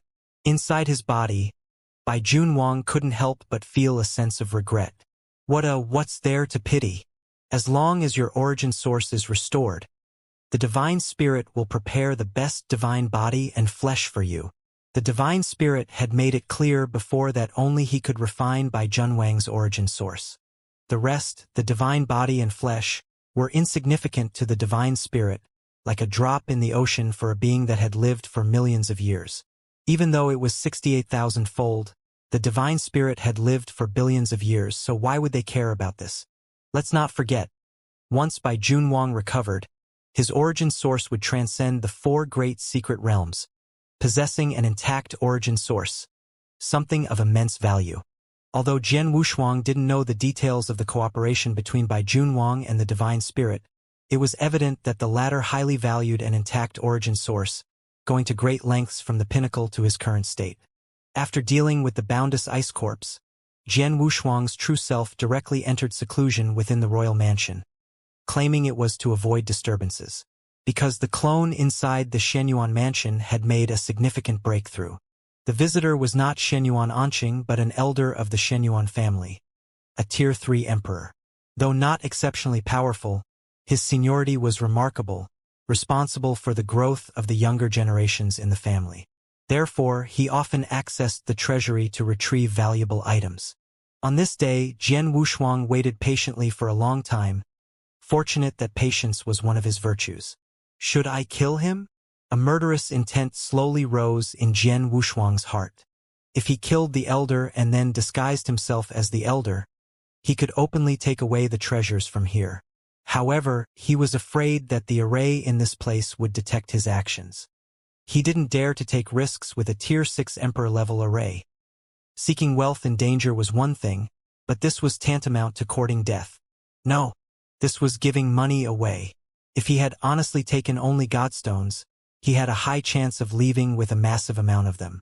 However, if he resorted to force, his odds were only 10%. Never mind. Jian Wushuang, now reduced to dust, drifted towards the ornate box the moment the secret room door opened. The elder did not linger here for long.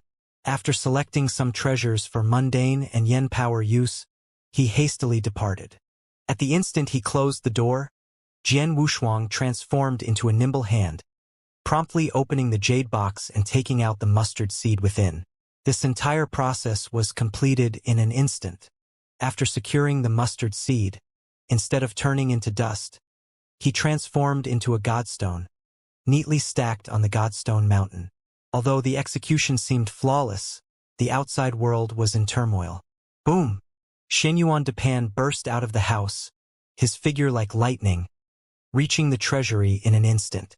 Within the family, only he and his eldest son, Shenyuan Anqing, had array formations. Any slight disturbance in the grand array would be detected. Just now, he clearly sensed a change in the family's treasury. Though subtle, it had to be investigated. Losing wealth was one thing, but losing it under his watchful eyes was a serious matter. Once treasures were lost this time, the next to be lost would be heads. Feeling it, Shenyuan Anqing also soared into the air and arrived before Shenyuan Depan. Elder Dajiang opened the treasury, and there was a change the moment he left. Shenyuan Anqing immediately conveyed the information he obtained to his father, Shenyuan Depan. Shenyuan Depan's gaze was cold, his eyes flickering. In a low voice he said, "Go and see." He wanted to find out who had the audacity to infiltrate their family's treasury. That faint disturbance undoubtedly indicated someone's presence. No matter how cautious, he could detect it. Also, thoroughly investigate Shenyuan Dajiang. Leave no room for sentiment. Scrutinize him from top to bottom. Shenyuan Dapan's voice carried a hint of anger. Shenyuan Anqing, who had intended to say something comforting, found his words stifled. This matter touched a nerve with Shenyuan Dapan. In just a moment, several Tier 4 emperors within the clan appeared. The second and third sons were training outside the city, and the fourth son was in seclusion. Currently, only the eldest son, Shenyuan Anqing, was by his father's side. The other Tier 4 emperors were elders. Even as the patriarch, rules were rules. Clan leader, this matter must not be publicized. To avoid tarnishing the Shenyuan family's reputation, several patriarchs advised cautiously. Shenyuan Dapan, with a stern face, stood at the entrance of the treasure vault, turned to his eldest son, Shenyuan Anqing, and said angrily, "Do you even take the family's security seriously?" Shenyuan Anqing, standing on the side, lowered his head and dared not retort. Shenyuan Dapan was the backbone of the family. Although he was called the clan leader, who dared to let him manage trivial matters? Usually, the family affairs were handled by Shenyuan Anqing. Now that a problem had arisen, naturally he was held accountable. "Open the door." Shenyuan Dapan snorted coldly. Shenyuan Anqing quickly stepped forward and opened the door of the secret chamber. In the instant the door opened, Shenyuan Dapan struck with a palm, an endless force of destruction emitting a black brilliance, instantly sweeping through the entire secret chamber. The secret chamber had formations suppressing it. Although Shenyuan Dapan was a Tier 5 emperor, a casual blow couldn't damage the secret chamber, but the treasures inside were not so fortunate. Even the top-grade innate treasures were damaged. The stacked mountain of godstones was instantly melted away. Now all that remained were some rare treasures and exotic fruits. These treasures were stored in special utensils, and the previous strike did not destroy them. However, even so, Shenyuan Dapan's palm had annihilated over $1 billion worth of assets. For him, over $1 billion was nothing. The Foxfire Palace had an annual revenue of over $1 billion, and he could take 30%. In 100 years, that would be $3 billion. The intrusion of that thief was a major concern. Failing to apprehend the intruder or eliminate them would be a disgrace. Confronted with the fury of Shenyuan Dapan, Jian Wushuang inside was also startled. The terrifying force just now, in such a confined space, would have killed him 100 times over if it weren't for his 10 refinements supreme physique. His physical body had disintegrated at least 10 times just now, finally condensing again, but the divine body inside was almost depleted. He was now turned into a speck of dust, drifting towards the outside. The dust, accompanied by the powerful aura in the thick smoke, went unnoticed by outsiders. Shenyuan Anqing and several ancestors quickly entered the secret room, searching but finding nothing. Within such a vast aura, they couldn't even sense the other party's presence, let alone find the hidden person. Could they have already fallen? Someone wondered. Shenyuan Anqing, however, was meticulous. After a thorough search, his eye sockets narrowed to a dot, and he said in a low voice, "Either the other party has escaped or they're still here." Still here. Shenyuan Anqing's words made several Tier 4 emperors feel as if facing a great enemy. Escape? How could that be possible? If they could escape a Tier 6 formation, they wouldn't care about these treasures. If the intruder had escaped right after the door opened, it was also unlikely. There were Tier 5 emperors outside blocking the way. The intruder should have been seriously injured even if they were a Tier 4 emperor. Could it be that they are really still here? Regardless, this place is not suitable for a prolonged stay. "Father, I couldn't find anything." Shenyuan Anqing's face was ashen. Shenyuan Dapan reigned in his imposing aura, knowing that today was a setback. He spoke calmly. "Last time, I gave you the seed containing the godstones. Did you leave it here?" "Yes." Shenyuan Anqing's eye sockets tightened again, suddenly remembering something. He immediately bowed. Shenyuan Dapan waved his hand weakly, saying, "Go then. Be more cautious in the future." The astute ancestors present quickly understood. It seemed that during the last welcoming of the third son, someone had set their sights on him. Now, whether the person had escaped or not was no longer important, because they had identified who this person was. Xia Meng.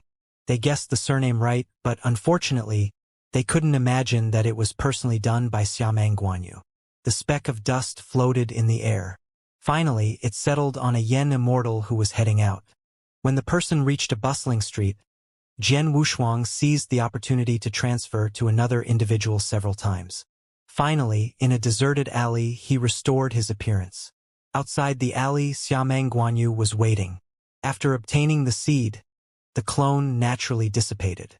With the depletion of the divine body and the shattering of the origin source, all that remained was a physical body, and even the supreme innate treasure had melted away.